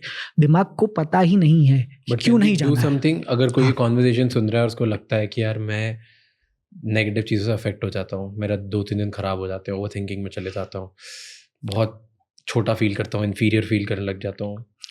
सो किसी के कहने पे एक तो ये नहीं मानना है कि वो रियलिटी है, it is their opinion. Opinion कभी रियलिटी नहीं होता है। अगर वो सही कह रहे हैं कि आपसे नहीं हो रहा है, तो the best way to counter them and yourself, your lack of confidence, is by doing it. वो करके दिखाना है एंड दिमाग को बोलना, भाई हो तो रहा है, देखो हो रहा है। तो उनको तो जवाब मिल गया, खुद को जवाब मिल गया कि वो रियलिटी नहीं है, वो गलत बोल रहे थे। तो अपने आप कॉन्फिडेंस बढ़ेगा। और फाइट तो करना ही पड़ेगा। पहली बार तो हाँ, पहली बार वो फाइट होगा, दूसरी बार फाइट होगा, 5वीं बार शायद नॉर्मल बिहेवियर में आएगा, 10वीं बार रिस्पॉन्स, हाँ ठीक है बोलना भाई मैं कर लूँगा। पहली बार फाइट करना पड़ेगा, क्योंकि 10 साल से हर बार ये कर रहे हैं। सिंपल सी चीज़ समझ लो, कुछ लोग ऐसे हैं जो ब्रश करने के बाद नहाते हैं, कुछ लोग ऐसे हैं जो नहाने के बाद ब्रश करते हैं। उनको भी अगर चेंज करना है तो उनको कॉन्शियस एफर्ट डालना पड़ेगा, भाई मुझे पहले नहाना है फिर ब्रश करना, या वाइस वर्सा। अगर कुछ नुकसान नहीं है, दोनों न्यूट्रल इवेंट से कुछ नहीं होता है। बचपन में किसी ने कह दिया है भाई पहले तू नहा ले फिर ब्रश कर, अभी चेंज करना है तो कॉन्शियसली मुझे ब्रश पहले करना है फिर मुझे नहाना है। गलत सही जाने दो। ये जितने ज़्यादा साल का बिहेवियरल कंडीशनिंग, वो बिहेवियर इम्प्लीमेंट हो चुका है, उतना डिफिकल्ट चेंज करना। पर एक्सटर्नल सपोर्ट चाहिए होगा। एक्सटर्नल सपोर्ट चाहिए होगा मतलब सी, वैलिडेशन तुझसे हो जाएगा, तुम कर पाओगे, हम हैं तुम्हारे साथ, कुछ गलत हुआ तो, क्योंकि दिमाग बोल रहा है कि नहीं ये गलत होगा यार, गलत होगा। तो जो एक्सटर्नल कॉन्फिडेंस मिलेगा उससे वो करेंगे। वो किया तो उससे इंटरनल कॉन्फिडेंस बिल्ड होगा, फिर 4-5 बार किया, फिर एक्सटर्नल की ज़रूरत नहीं पड़ेगी, अपने आप वो केमिकल आ गया। पर होता नहीं है कितने लोगों के पास एक्सटर्नल सपोर्ट, सोशल सपोर्ट, तो वो कैसे वो सपोर्ट सिस्टम खड़ा करना चाहिए। पर अगर नहीं ही है एंड करना ही है, then the most important thing required is the intent. मेरा पैटर्न मैंने रिकॉग्नाइज किया है, अब I have the intent to change it, and वो करने के लिए मैं कुछ भी करने को तैयार हूँ। वो इंटेंट है तो रास्ता मिलेगा। अगर इंटेंट नहीं है, नहीं मेरा ही रास्ता सही है, नहीं करना है मुझे, तो फिर डिफिकल्ट है। हम लोग इससे पहले एक बात कर रहे थे इस कॉन्वर्सेशन से जस्ट पहले about choosing a person for better financial gains, right? लड़कियां चूज करती है ऐसे या लड़के चूज करते हैं अपनी लाइफ में आपको। तो एक मूवी का मुझे एग्जांपल याद आ रहा है, हैव यू सीन धड़कन? हाँ, मूवी देखिए तो उसमें सुनील शेट्टी, अक्षय कुमार, शिल्पा शेट्टी, राइट? सुनील शेट्टी गरीब होता है तो उसको वो छोड़ देती है कि उसके पापा मना कर देते हैं, घर वाले बोलते हैं कि नहीं करना, फिर वो एक रिवेंज मोड पर आता है, अब मैं बहुत बड़ा आदमी बन जाऊंगा XYZ। तो जब फाइनेंशियल गेन ही अगर एक इंसेंटिव रहता है, क्योंकि उसके घर वालों का तो वही था तो बदतमीज है, बेकार है, इसके पास पैसे नहीं है, छोड़ो। अब उसने गया 2-3 साल में बना लिए पैसे और वो ज़्यादा खरबपति बन गया। देन उसको तो उसके बाद वापस आ जाना चाहिए था ना। अगर वो एक्सटर्नल वैलिडेशन ही चेस कर रही है, फाइनेंशियल सिक्योरिटी ही देख रही है और वो इंस्टेंट उसको वो चाहिए कि ओ आज ही एकदम से बड़ा घर, then shouldn't she do that? I mean मतलब उस मूवी का सिर्फ एग्जांपल दे रहा हूँ, रियलिटी में भी आई हैव सीन कि बहुत सारे एक्स बॉयफ्रेंड्स जो होते हैं वो बाद में और पैसे वाले बन जाते हैं, तो फिर लेकिन वो छोड़ के तो आती नहीं है लाइफ। बट देन अगर शादी कर चुकी है तो एक लीगल सोशल कमिटमेंट दे चुके हैं। शादी अपने देश में बहुत बड़ी चीज़ है। शादी is a very very significant thing, जो तोड़ना on the basis of multiple things गलत माना जाता है। मल्टीपल थिंग्स लाइक अब्यूज़ के बेस है तो भी गलत ही माना जाए, भाई ठीक है ना, गाली तो दे रहा है, क्या फ़र्क पड़ रहा है, थिंग्स लाइक दैट। तो ऐसे में मेरे एक्स बॉयफ्रेंड के पास अब ज़्यादा पैसे हैं, वो सोशली एक्सेप्टेबल नहीं है।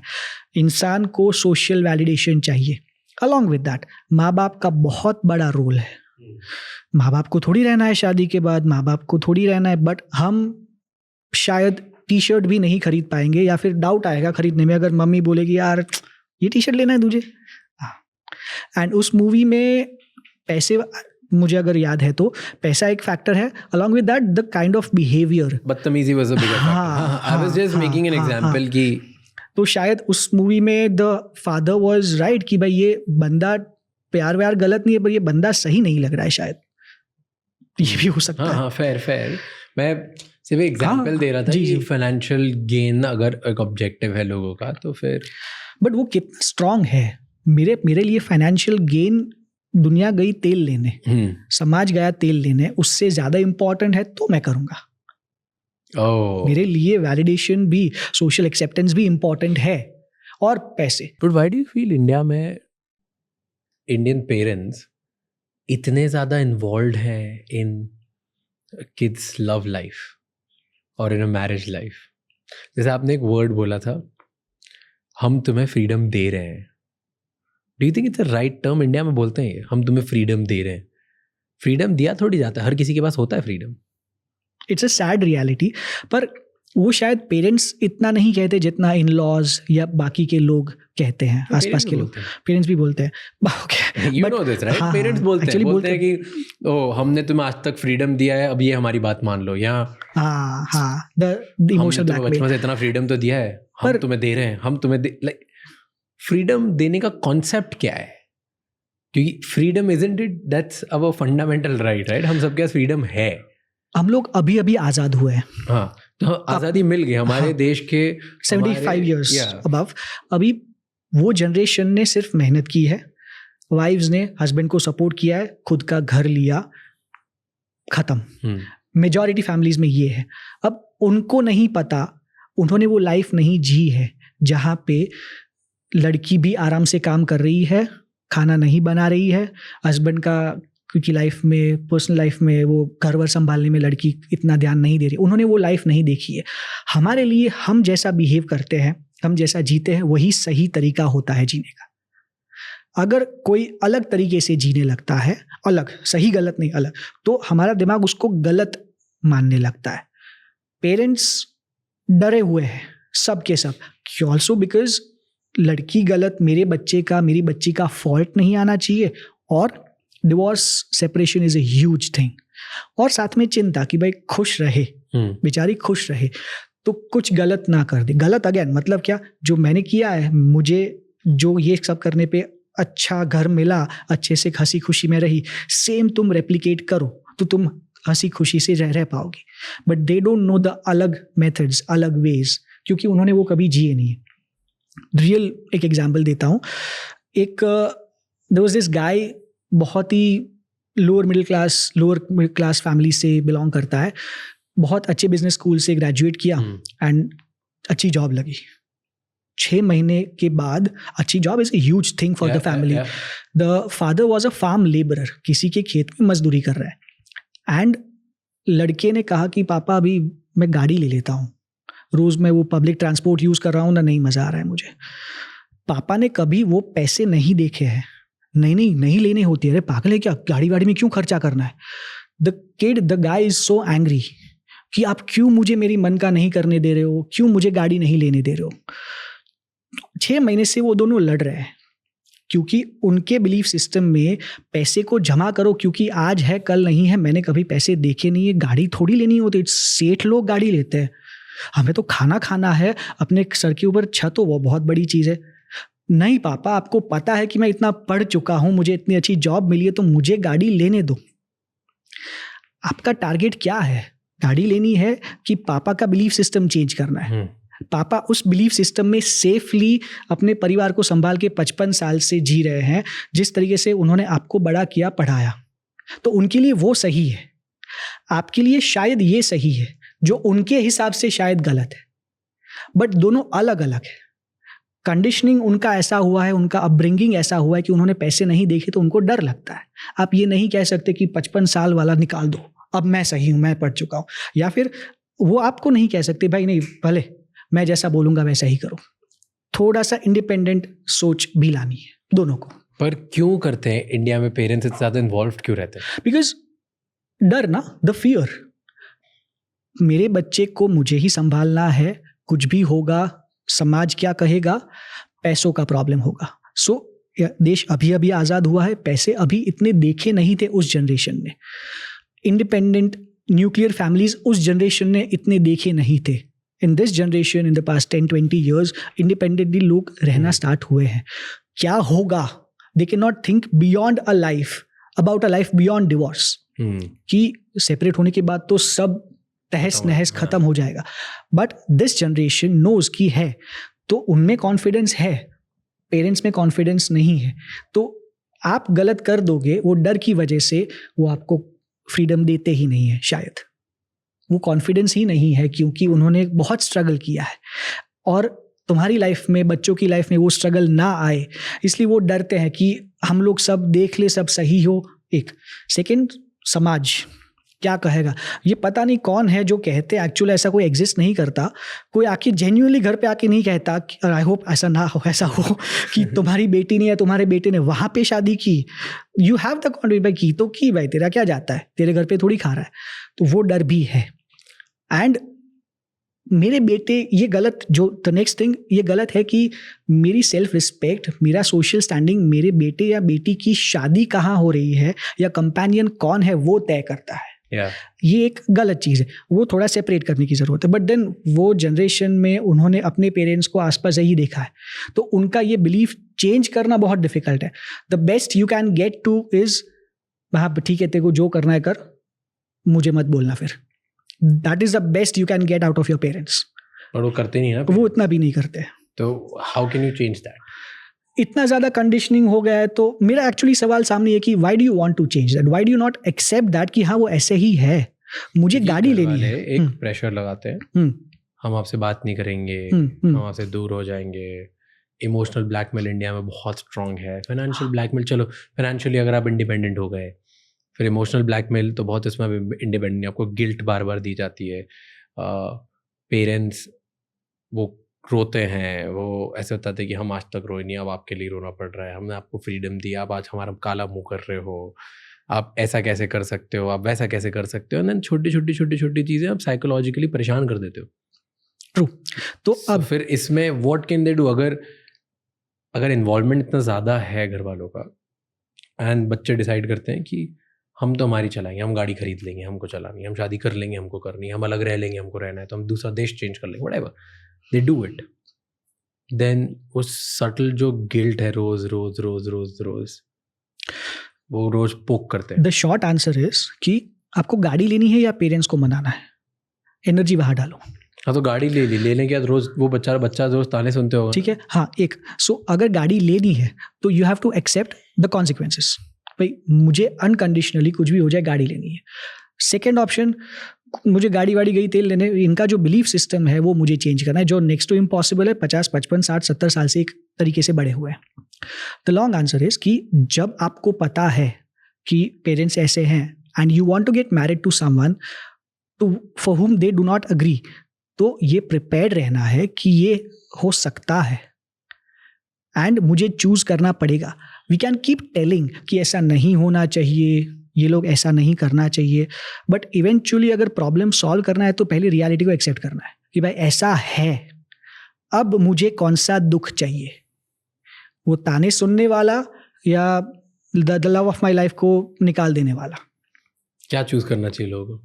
If you are getting that confidence from your love कि इसके साथ मैं दुखी भी रह लूंगी या रह लूंगा, तो मुझे इसके साथ रहना है। And if you don't have that confidence कि नहीं यार मुझे मेरे पेरेंट्स से वैलिडेशन चाहिए, मुझे चाहिए होगा, this is who I am, तो भाई रहने दो, क्योंकि आप वहाँ पे शायद खुश नहीं रह पाओगे, क्योंकि ये लोग खुश नहीं। पर एक फैक्ट ये भी है कि पेरेंट्स इवेंचुअली बच्चों की खुशी चाहते हैं।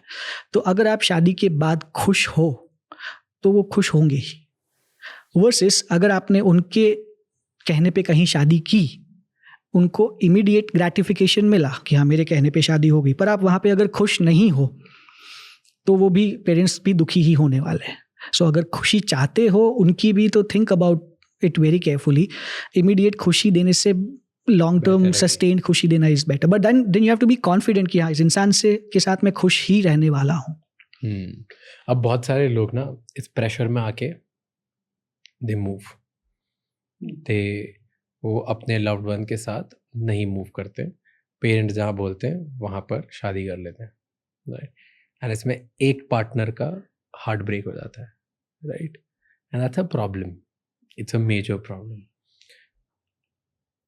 What do you think, what should उस पार्टनर को क्या करना चाहिए जिसने, उसका एक हार्ट ब्रेक हो गया, एक लॉस हो गया किसी भी XYZ रीजन से? एक और मूवी मुझे याद आ रही है, इट्स इज लैला मजनू, देखिए? नहीं। ओके, सो द मूवी जहाँ पर जैसे अविनाश तिवारी, तृप्ति दिमरी, दोनों they fall in love, but then I think कुछ रीजंस की वजह से वो दोनों साथ में नहीं आ पाते, एंड तृप्ति के जो पेरेंट्स हैं वो उसकी शादी करा देते किसी दूसरे लड़के से।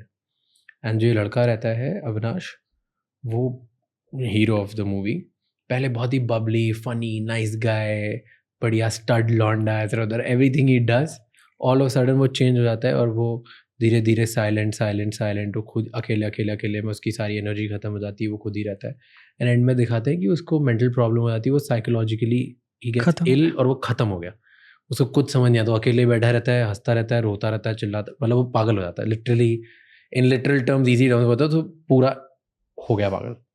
डू यू थिंक लोग पागल हो जाते हैं अगर ब्रेकअप होता है उसके बाद? तो ये सवाल के राज इतने सारे जवाब है, मैं एक के बाद एक बताता हूँ, मैं भूल ना जाऊँ। नंबर 1, अगर जेन्युइनली सिर्फ और सिर्फ पेरेंट्स के कहने पे या पेरेंट्स को बुरा ना लगे इसलिए लड़की या लड़के ने अपने पार्टनर को छोड़ा, वो सारे फैक्टर्स इन्वॉल्व नहीं है, पैसे, सोशल वैलिडेशन, वो ट्रेडिंग अप, तो आई डोंट बिलीव उस पार्टनर को बुरा नहीं लगेगा, even they will suffer.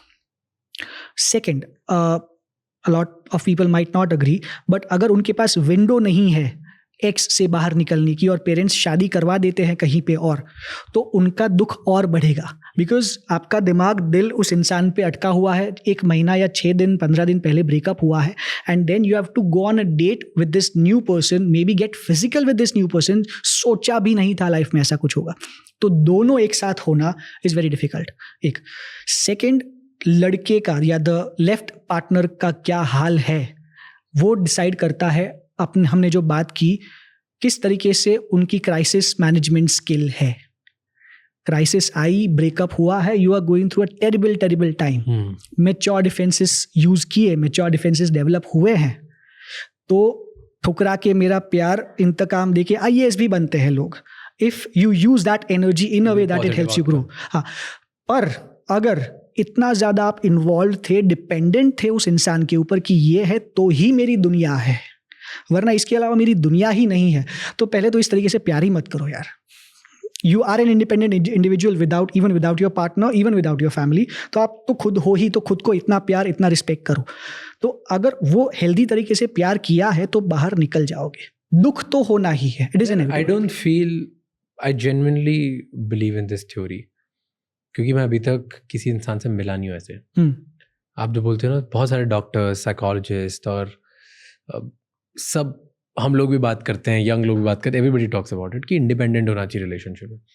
But relationship जितनी लंबी होती जाती है ना, you get dependent. It's next to impossible कि आप एक रिलेशनशिप में इंडिपेंडेंट रहते हो। आप डिपेंडेंट बन ही जाते हो। 1 साल में नहीं होगे, 2 साल में नहीं होगे, 5 साल में नहीं होगे, 10 साल में हो जाओगे। कुछ ना कुछ फैक्टर्स आपकी लाइफ के होंगे जो उस इंसान के अराउंड ही रिवॉल्व करेंगे, एंड अगर वो इंसान आपकी लाइफ से जाएगा तो it will be a terrible loss. तब आपको आपकी इंडिविजुअल आइडेंटिटी भी खत्म हो जाएगी, आपके लाइफ के जो डिपेंडेंट पार्ट्स थे वो भी खत्म हो जाएंगे, तो it will be a major loss. तो ये इस तरीके का प्यार मत करो। I don't think it's right, because ये हो ही जाता है in long term. So you are getting confuse between emotional dependence and absolute 100% dependence, इतना ज़्यादा कि वो नहीं है तो मैं हूँ, मेरा एग्जिस्टेंस ही नहीं है। अगर वो लेवल का है तो फिर आप साइकोलॉजिकली ख़त्म होके बर्बाद हो जाओगे। पहले से अगर दिमाग में खुद की आइडेंटिटी अलग है, बिना इमोशनल डिपेंडेंस के रिलेशनशिप बनेगा नहीं। You ought to be emotionally dependent, इसलिए you are going to feel terrible. 6-8 महीने, साल, 2 साल बहुत खराब जाएंगे, बट क्योंकि you have somewhere in your mind an image about your self that will be careful about its own self. मुझे खुद का तो ख्याल रखना है यार, खाना तो पड़ेगा यार। मुझे बचपन में वो बनना था तो ये करता हूँ, कोशिश तो करता हूँ, उठ के थोड़ा सा जाके एक्सरसाइज करने की कोशिश करता हूँ। मैं करता हूँ मेरे खुद के लिए। थोड़ा सा जो होगा तो धीरे धीरे बाहर आएगा, जो आपको बचा लेगा। खुद ही खुद को बचा लोगे। पर अगर इतना ज़्यादा इन्वॉल्व हो गए हो, जिद है, प्यार है, जो भी नाम दे दो, कि उसके अलावा मेरी दुनिया ही नहीं है, तो फिर बर्बाद होगे। तो यू बिलीव कि हार्ट ब्रेक क्या लोग बर्बाद हो जाते हैं? हाँ, एंड आई ऑल्सो बिलीव कि बर्बाद होने के बाद खतरनाक ग्रो भी करते हैं, because so many of these people use this trauma for their self growth unconsciously, of course। ऐसा प्लान नहीं है कि IAS बनना ही है, बट वो इतनी सारी एनर्जी बिल्डअप होगी इनिशियली, शॉक ट्रॉमा की वजह से आप बेड रिडन हो, मान लो 1-2 महीने तक घर से भी बाहर नहीं निकले, फिर थोड़ी एनर्जी आएगी, थोड़ा सा एक आध सिप चाय पी ली, 10-15 किलो वजन कम हो गया, फिर धीरे धीरे रिकवर हो रहे हो। जल्दबाजी नहीं करो, पर रिकवर होगे। What percentage do you think लोग जो डिपेंडेंट होते हैं एक पार्टनर पे और फिर हार्ट ब्रेक हो जाता है, जिनका ऐसा लगता है कि अब तो दुनिया ही ख़त्म हो गई एंड उनकी अब कोई इंडिविजुअल आइडेंटिटी नहीं है, इनमें से कितने % लोग हैं जो अपनी लाइफ टर्न अराउंड कर लेते हैं उस ट्रॉमा को यूज़ करके कि एक दिन, 6 महीने, साल, 2 साल बाद की now I will be really really good for life, और बहुत अच्छे बन जाते हैं, वर्सेस कितने लोग हैं जो ख़त्म हो जाते हैं, देन उनके पास कोई ऑप्शन नहीं होता, दे नेवर कम बैक। उनकी लाइफ में वो इमोशनली ऑफ हो जाते हैं, या they lead toward psychological problems, या पिल्स एडिक्टिव हो जाते हैं, स्लीपिंग प्रॉब्लम्स हो जाते हैं, या इवेंचुअल इफ डेथ या साइकोलॉजिकल डिसऑर्डर की बात ही कर लो, वो हो जाता है। What is the percentage between 2 cases? So अगर 100% एब्सोल्यूट डिपेंडेंट हो, मतलब ये the state of mind which beliefs कि मैं पैदा ही हुआ हूँ इस इंसान से प्यार करने के लिए, ये नहीं है तो मैं नहीं हूँ, वो लोग डिनाइल में ही रहते हैं, नहीं बाहर आ पाते, बिकॉज उनका the concept of relationship is a little wrong, कि भाई that's not how you have a relationship, but the rest of the people, all of them get out of it। अगर उनके दिमाग में फैमिली है, उनका प्रोफेशन है, उनको जॉब जाने का डर है, उनको EMI का डर है, तो मतलब ये सारी चीज़ें इंपॉर्टेंट है। मेरी तबीयत खराब होने का मुझे डर है, तो मैं फिर इवेंचुअली खुद का ख्याल रखूंगा, तो मैं बाहर आ जाऊंगा। No, जैसे I'll give you an example। I know certain people जिनका ब्रेकअप हुआ, वो अच्छी फैमिली से थे, ठीक, तो वो I'll give you an example of a girl, like she married to someone else now, but तो वो एक रिलेशनशिप में थी, एंड रिलेशनशिप में XYZ रीज़न की वजह से दोनों का ब्रेकअप हो गया। पर लड़की कोई जॉब नहीं करती थी, कुछ भी नहीं करती थी, वो फुल्ली इन्वॉल्व थी लड़के के साथ ही, क्योंकि अच्छी फैमिली से आते थे, पैसे वाले थे, लड़का प्रोवाइड करता था, फैमिली प्रोवाइड करती थी। This was a classic example कि वो बाद में मे बी वाइफ ही बनती, या होम वाइफ बनती, या उसके साथ ही ट्रैवल करती है, उसके काम में थोड़ा बहुत काम वाम करती, nothing else. But her life was कि सुबह से शाम तक कुछ भी मेरे को ज़्यादा थोड़ा टाइम पास करना है, अपने भाई के साथ करना है, घर वालों को थोड़ी हेल्प करनी है। उसके बाद शाम को 6-7 बजे मेरा बॉयफ्रेंड फ्री होगा, हम मूवी पे जाएंगे, डेट पे जाएंगे, व्हाटएवर दिल do it, and that's for the life for 5-6 years। तो उसकी लाइफ में और कुछ है ही नहीं, कुछ भी नहीं, this just one person, and then breakup हो गया। और इसलिए one day the guy feels like कि I am out of love, मेरे को नहीं हो रहा, वो मूव ऑन कर गया लाइफ में। तो इसकी तो पूरी लाइफ एंड हो गई, कुछ है ही नहीं इसके पास और करने के लिए, एंड वो इमोशनली ऑफ हो गई। तो अब उसके बाद उसकी स्लीपिंग पिल्स चालू हो गए, बिकॉज उसको स्लीप होने लग गया, उसको ट्रस्ट इश्यूज हो गए, वो अपने दोस्तों पे भी अब ट्रस्ट नहीं करती है। उसकी शादी हो गई कहीं और, बिकॉज 3 साल रहा ये सब बहुत ज़्यादा problem. 3 years later she is like fuck it, मेरे को जहाँ घर वाले शादी करा रहे हैं ये है वो कर ली, बट वो आज भी ऑफ है। मतलब मैंने उसके और उसके हस्बैंड के बीच में कोई केमिस्ट्री नहीं देखी, जो उसकी केमिस्ट्री उसके बॉयफ्रेंड के साथ थी, कुछ केमिस्ट्री नहीं, लाइक ज़ीरो केमिस्ट्री, कुछ है ही नहीं। सो मुझे तो इसमें यही सुनाई दिया कि वो पहले से ही किस तरीके से गलत थी। हाँ वो थी, involved। I am saying it was okay, but अगर वो ये दोनों साथ में होते तो मे बी उनकी लाइफ बहुत बढ़िया चल रही होती ना। हाँ राइट। तो अब ये अलग हो गई, तो अब अगर ब्रेकअप हुआ तो मैं ब्रेकअप के बाद पूछ रहा हूँ, देन डू यू थिंक कि ऐसी रिलेशनशिप्स में there is no coming back, लोग बाहर नहीं निकल पाते? वही, सो दैट्स व्हाट, अगर आप एब्सोल्यूट 100% इन्वॉल्व हो then it becomes very difficult, almost impossible for you. आप कंप्लीटली नंब हो जाओगे, क्लिनिकल डिप्रेशन ये सब आ जाएगा, बिकॉज आपने कुछ और किया ही नहीं है for 6 years, for 5 years, for 10-10 years, 1 साल कुछ भी आपने अगर नहीं किया है, इस स्टेट से जी रहे हो, आपके पास एक ही तिनका है एंड उसके सहारे पे आप चल रहे हो, तो आप डूबने ही वाले हो। इसीलिए ये नहीं करना है।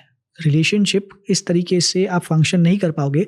आप ये बोल रहे हो कि ये नहीं चला, ब्रेकअप हुआ, मैं तो ये बोल रहा हूँ कि अगर चला भी, अगर शादी कर भी ली, तो भी इतना ज़्यादा डिपेंडेंस अगर रहा तो भी आपको इवेंचुअली इनसिक्योरिटी आएगी, बिकॉज आप सब उनके लिए ही कर रहे हो और वो शायद काम भी कर रहे हो और आपको भी टाइम दे रहे हैं। तो काम क्यों कर रहा है, ऑफिस वाले फ़ोन मेरे साथ है तो क्यों उठा रहे हो, दोस्तों को क्यों मिल रहे हो, उनको बुरा लगेगा, तो फिर भी कॉन्फ्लिक्ट हो सकता है। You have to understand the concept of relationship in a way कि आप 100% अगर एक ही चीज़ करोगे तो नुकसान होगा ही। 2-3 चीज़ें करो, 2-3 चीज़ों के ऊपर अपने इमोशंस डिपेंडेंट रखो। यहाँ से नुकसान हुआ, बहुत दुखी होगे, इन 2 चीज़ों की हेल्प से बाहर आ जाओगे। तो अभी अगर कोई लड़का या लड़की अपने पार्टनर पे डिपेंडेंट है एंड उसे पता है और ये पॉडकास्ट देख के वो सोच रहा है या सोच रही है कि यार अब तो हूँ मैं, आज तो मैं डिपेंडेंट हूँ, मेरी दुनिया यही है, बट ये फ्यूचर में कभी कोई प्रॉब्लम नहीं हो जाए, इसके लिए let me start doing something else as well, तो उन्हें क्या करना चाहिए? क्योंकि what I saw in this case कि मेरे लिए ज़्यादा बड़ी प्रॉब्लम ये देखने को लग रहा था, मुझे आई फेल्ट वेरी बैड कि उस लड़की ने एफर्ट डालना बंद कर दी लाइफ में, बिकॉज उसको ऐसा लगा कि यार मैं किसी पे भी एफर्ट डालती हूँ तो पॉइंट ही नहीं है यार, जब कोई ये कर सकता है एंड में तो एफर्ट डालूँ ही क्यों? क्योंकि ना लाइक इतने सारे साल ना, इट्स लॉन्ग टर्म। 1-8 साल में चले हो तो आपको उम्मीद भी होती है चलो दूसरे पे एफर्ट डाल देंगे, अपने करियर पे एफर्ट डाल देंगे, हेल्थ पे डाल देंगे, मॉम डैड पे डाल देंगे, it's a different thing. But 5-6 साल 7 साल अगर आप किसी पे एफर्ट डालते हो एंड देन इसको कहते हैं लर्नड हेल्पलेसनेस। क्या बोलते हैं? Learned helplessness. ओके, क्या होता है? I have learned, I have accepted that I am absolutely helpless. वो एक एक्सपेरिमेंट है शायद फ्रॉग्स का, कि गरम तवे के ऊपर फ्रॉग्स को रखा, गरम किया। इनिशियली फ्रॉग्स कूदने की कोशिश करेंगे, बाहर निकलने की कोशिश करेंगे, बट नहीं निकल पाएंगे तो फिर वो एक्सेप्ट कर लेंगे, फिर कूदने की कोशिश ही नहीं करेंगे, ख़त्म ही हो, है ही नहीं, कुछ पॉसिबल ही नहीं है। सो वो लर्न हेल्पलेसनेस निकालने के लिए, दिस इज आफ्टर, बाद में निकालने के लिए उनको वो होप देना ज़रूरी है। वो होप 1-2 बार में नहीं आएगी, सस्टेन्ड एफर्ट्स से ही आएगी।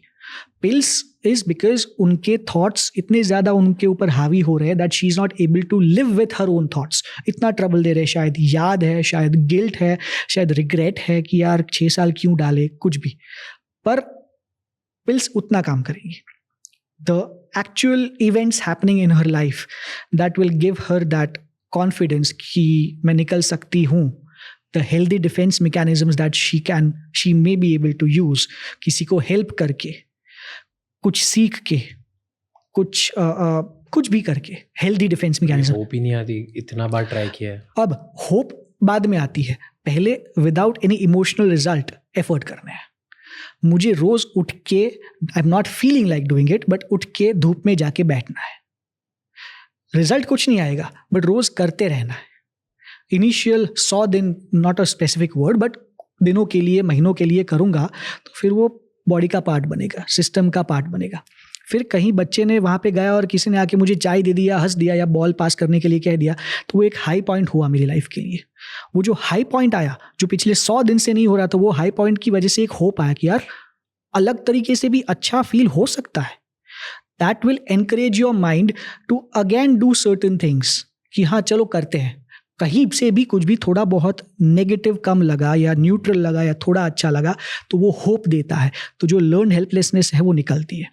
अब द पीपल जो इन्वॉल्व है इतना ज़्यादा इमोशनली, उनके लिए तो सबसे पहले तो ये है कि रिकग्नाइज करो। See awareness, self awareness that this is way you are going wrong helps you like anything. मुझे पता है कि मैं एडिक्टेड हूँ, वो मैं अवेयर हूँ तो ही मैं एडिक्शन पे ऊपर काम करूँगा, वरना अवेयर ही नहीं हूँ तो कुछ नहीं है।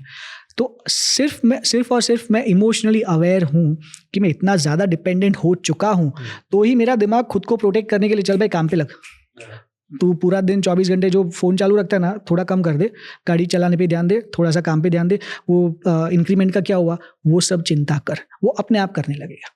Recognition. But most of the people जो 100% एब्सोल्यूट डिपेंडेंट होते हैं, आशिक लोग, वो रिकग्नाइज नहीं कर पाते। तो अगर इस पॉडकास्ट से किसी को रिकग्नाइज हुआ तो अब क्या करें? तो उनका अगर रिकग्नाइज हुआ तो दिमाग काम करने लगे। 3 steps. नंबर 1, सो बेसिकली खुद की लाइफ को कुर्सी ही समझो।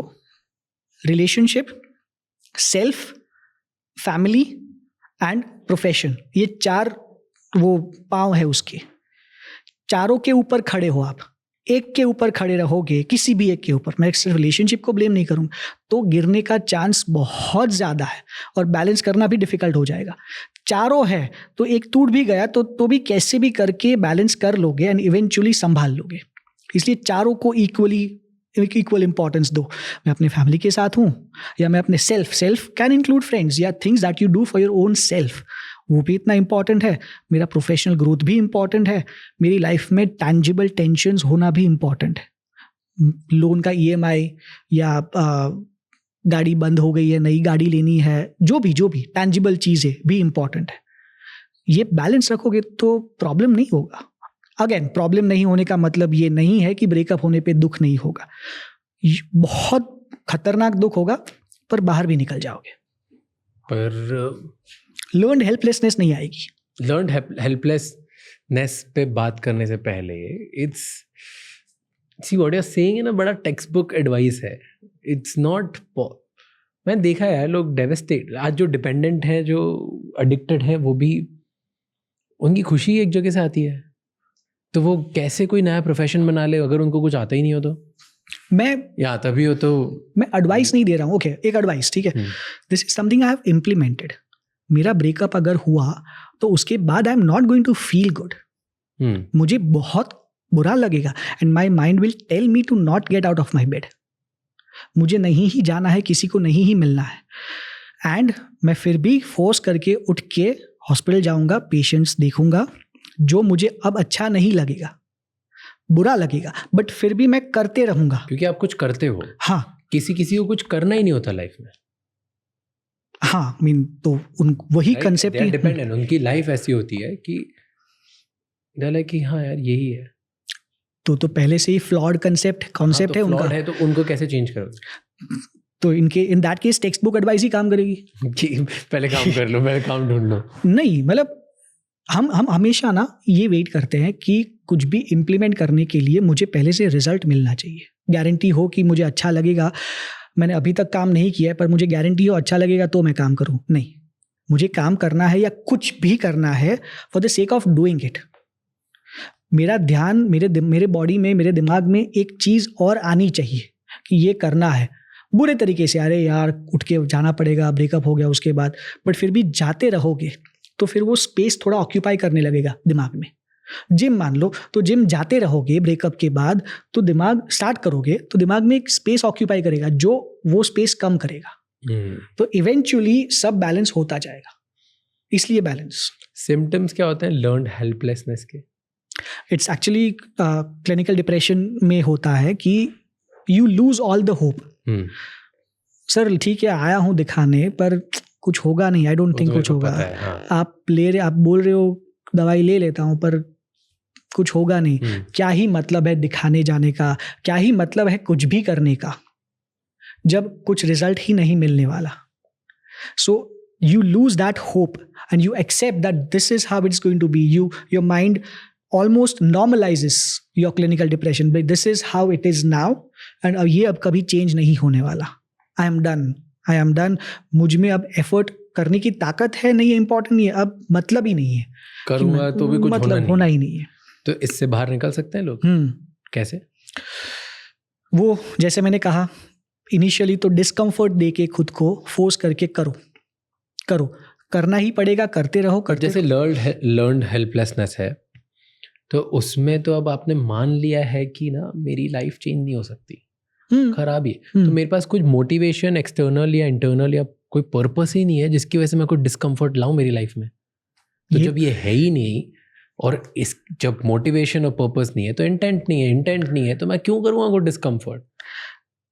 Above 40s, a lot of men, that generation, above 50s, बहुत सारे लोग खुश नहीं हैं, बहुत सारे लोग, फिर भी वो लोग उठ के जाते हैं ऑफिस, अपसेट होते हैं, मशीन की तरह काम करते हैं, वापस आ जाते हैं।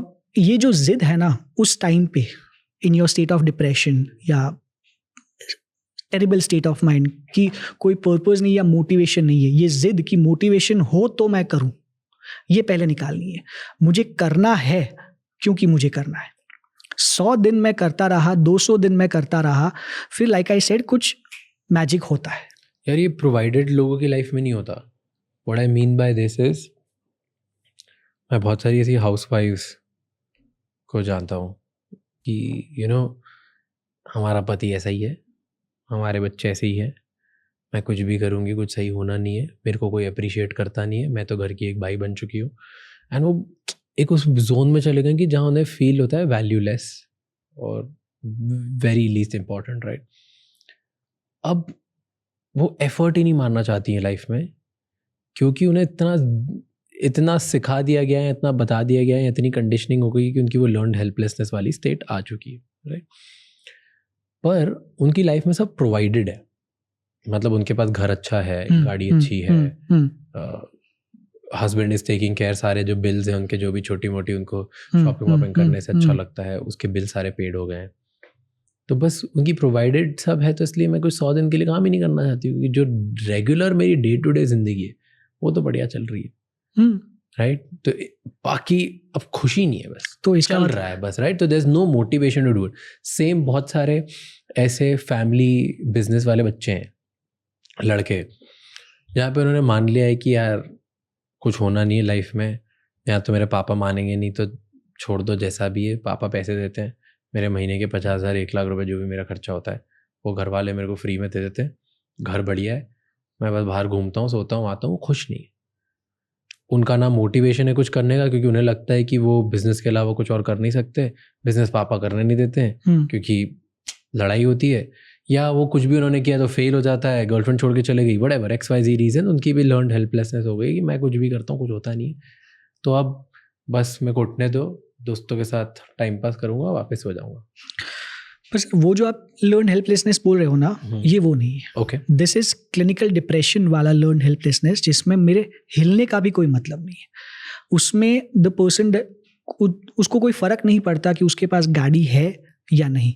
वो स्टेट अगर मैंने एक्सपीरियंस नहीं किया है या मैंने देखा नहीं है तो मैं इमेजिन भी नहीं कर सकता इतना पेनफुल होता है। वो क्लिनिकल डिप्रेशन है या शॉक या अक्यूट स्ट्रेस रिएक्शन, जब पता चला कुछ खतरनाक हुआ है अपने साथ, तब ईदर यू फाइट और you absolutely give up.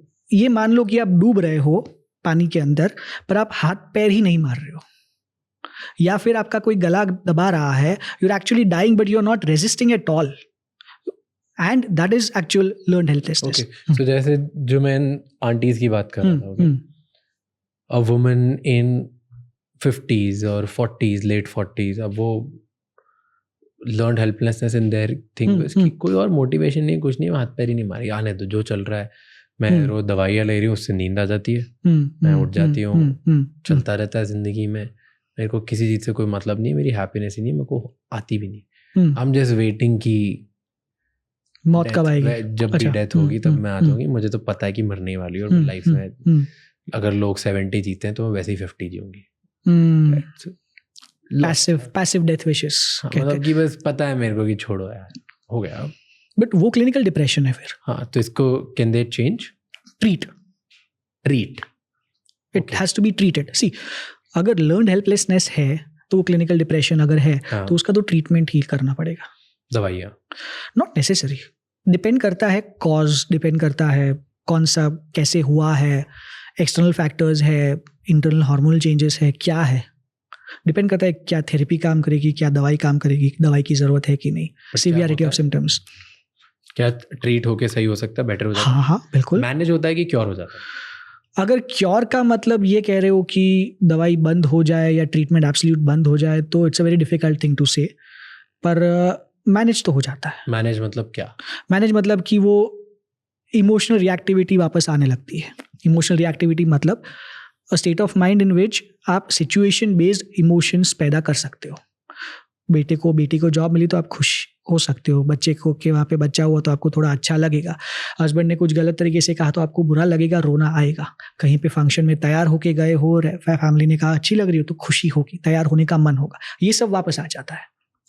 But cure मतलब इफ यू आर सेइंग कि क्लिनिकल डिप्रेशन एब्सोल्युटली ठीक हो गया, होता भी है, नहीं भी होता है, depends on multiple factors, genetics, social factors. अभी हस्बैंड है, टॉक्सिक है या शराब पी के आ रहा है रोज, एंड एक चीज़ उनकी दिमाग में ऐसी थी बचपन से कि मेरा हस्बैंड मेरी शादी के बाद मुझे बहुत हम खुशी खुशी रहेंगे, and if it turned out to be this, तो वो एक ही होप जिसके ऊपर बड़े हुए थे वो ही खत्म हो रहा है, हो चुका है. तो फिर वो सस्टेन करेंगे, वो मैनेज करेंगे, वो सस्टेन करेंगे. फिर थेरेपी, कंटिन्यूस थेरेपी से बचपन में जाके वो सब चेंज करना at the age of 50-60 is very difficult because वो unconscious दिमाग बहुत सीमेंट हो गया होता है. कुछ एज के बाद थेरेपी भी रिसेप्टिविटी कम हो जाती है तो डिफिकल्ट हो जाती है, रेजिस्टेंस बहुत खतरनाक होता है. ऐसे ही जी रहे हैं भाई, अभी कोई ठीक है ना, वो बोल रहे हैं आप सही कह रहे हो, सही है, पर छोड़ो ना सर, मतलब नहीं है. You use the word passive death wishes, क्या होता है इसका मतलब? एक्टिव मतलब मुझे ऐसा करना है, दिस इज माई प्लान, गले फांसी गूगल कर दिया, प्रॉपर कोविड हो जाए यार, आई होप ज़्यादा हो जाए, मेरा ऑक्सीजन कम हो जाए, या ठीक है अगर हो भी जाएगा तो प्रॉब्लम, ठीक है, क्या ही फ़र्क पड़ेगा. I don't resist thinking about death, I don't think about it in a negative way. ठीक है ना यार, बुरी बात तो नहीं है. A lot of people feel कि those people start in their regular talk conversations कि life is kind of a little task ना, थोड़ा सा ये क्या है, रोज का ये मर जाओ बेहतर. डेथ कुछ बुरी चीज नहीं है, things like that, passive wishes. मतलब हाँ, मरना ही है, एक दिन कल मर जाओ, क्या है वो केयरलेसनेस अगर वो वाला है तो that is like you just are that, क्या ही फर्क पड़ता है, दैट्स चिल. ये वाला you are in a state of melancholy maybe, या फिर सैडनेस की हो जाए ना, इतना ज्यादा सब चल रहा है, दिमाग खराब हो गया. पैसिव डेथ, मैंने कहा जैसे कि वो कॉन्वर्जेशंस में ऐसे कह सकते हैं कि death is not a bad thing, अगर मतलब ठीक है ना, वो छूट गया, आप स्पिरिचुअली अवेकन्ड हो. वो भी मैंने ये कॉन्सेप्ट भी ऐसा भी है कि मैंने बहुत सारे पेशेंट्स ऐसे देखे हैं जो उन डिप्रेसिव सिम्टम्स को इनिशियल स्टेजेस पे स्पिरिचुअल अवेकनिंग मानते थे. मुझे सच खोजना है, मुझे जवाब चाहिए, because we feel that getting some answers, कहीं से कुछ किसी ने कह दिया, कुछ मिल गया, तो मुझे जो बुरा लग रहा है वो ठीक हो जाएगा. बिकॉज बेसिकली तो मुझे जो बुरा लग रहा है वो ठीक करना है यार. तो मेरे दिमाग ने ऐसा सोचा, जवाब मिलेंगे तो मुझे अच्छा लगेगा. जवाब कहाँ मिलेंगे? Purpose of life, spirituality, spiritual gurus, वहाँ पे जाने के बाद फिर भी जब जवाब मिलने के बाद ऐसा कोई जवाब एग्जिस्ट नहीं करता जो मुझे अच्छा लगाएगा, मुझे पता चल गया मेरी पर्पस ऑफ लाइफ क्या है, उसको ऑथेंटिकेट कौन करेगा कि यही है, ऐसा कोई ऑफिशियल डॉक्यूमेंट नहीं है। सेकंड, पता चल भी गया तो उस इन्फॉर्मेशन का मैं करूँगा क्या? हाँ चलो, मेरी पर्पस ऑफ मेरा लाइफ का पर्पस है कि पेशेंट देखना है, उसके बाद क्या इमोशंस चेंज नहीं हो रहे, तब रियलाइज होता है कि ओके शायद डिप्रेशन हो सकता है। इसीलिए it takes in India at least a lot many years day 1 of symptoms से लेकर डॉक्टर के पास या थेरेपिस्ट के पास जाने तक में, बिकॉज हमारा दिमाग अभी कॉम्प्रिहेंड ही नहीं कर सकता मेंटल इलनेस। उसके दिमाग में नहीं बुरा लग रहा है तो शायद ये तो किसी ने कहा ना इसकी वजह से, नहीं ये तो 3 साल पहले वाला ब्रेकअप हुआ ना इसकी वजह, नहीं मुझे जवाब चाहिए, थिंग्स लाइक दैट। इवेंचुअली सब ऑप्शंस एग्जॉस्ट हो जाते हैं, तब कहीं से कुछ वीडियो देख लिया या किसी ने मेंशन किया कि डिप्रेशन करके कुछ है, तो आता अच्छा हाँ यार ऐसा तो 4-5 साल से हो रहा है यार, मैं तो 50% पे फंक्शन कर रहा हूँ, चल रहा है, हो तब आता है। That is called lack of awareness. Awareness मतलब बुखार आया सीधा दिमाग में आ गया डॉक्टर के पास जाना है, कोविड हो सकता है, मलेरिया हो सकता है, वायरल हो सकता है, यहाँ पे नहीं होता है ऐसा, सीधा दिमाग में नहीं आता है। इनिशियली तो नॉर्मलाइज ही करेंगे, फिर अलग अलग ऑप्शंस एग्जॉस्ट करेंगे, फिर मेंटल इलनेस। मैं जितनी बार आपसे या किसी न्यूरो साइंटिस्ट से या डॉक्टर, साइकोलॉजिस्ट, साइकेट्रिस्ट से बात करता हूँ तो मुझे लगता है कि यार बहुत बढ़िया चल रही है ना लाइफ, भले तुम छोटे हो या बड़े हो या बहुत बूढ़े हो, कुछ भी हो, एक बार साइकोलॉजिस्ट, साइकेट्रिस्ट के साथ चले जाना चाहिए, just to have an exploratory session, because you don't know कि आपकी कौन सी चीज़ आपने इस इंफॉर्मेशन एज में क्या, किससे आप कंफ्यूज कर रहे हो, और आपकी पता नहीं पैसिव डेथ विशेस को अगर आप नाम दे रहे हो spiritual awakening, that's a bad thing to do. It is तो और पता नहीं ऐसी कितनी छोटी छोटी चीज़ें जो हम इग्नोर कर रहे होंगे in the name of something else. True. So people should visit it and first, because हमें अगर हमारे पास वही जवाब है जिसके बारे में हमें इंफॉर्मेशन है। वो मूवी थी ना मुन्ना भाई MBBS पार्ट 2, जिसमें गांधी जी दिखते, लगे रहो मुन्ना भाई, हाँ, तो लगे रहो मुन्ना भाई में उनको वही दिखता था जिसका इंफॉर्मेशन थी।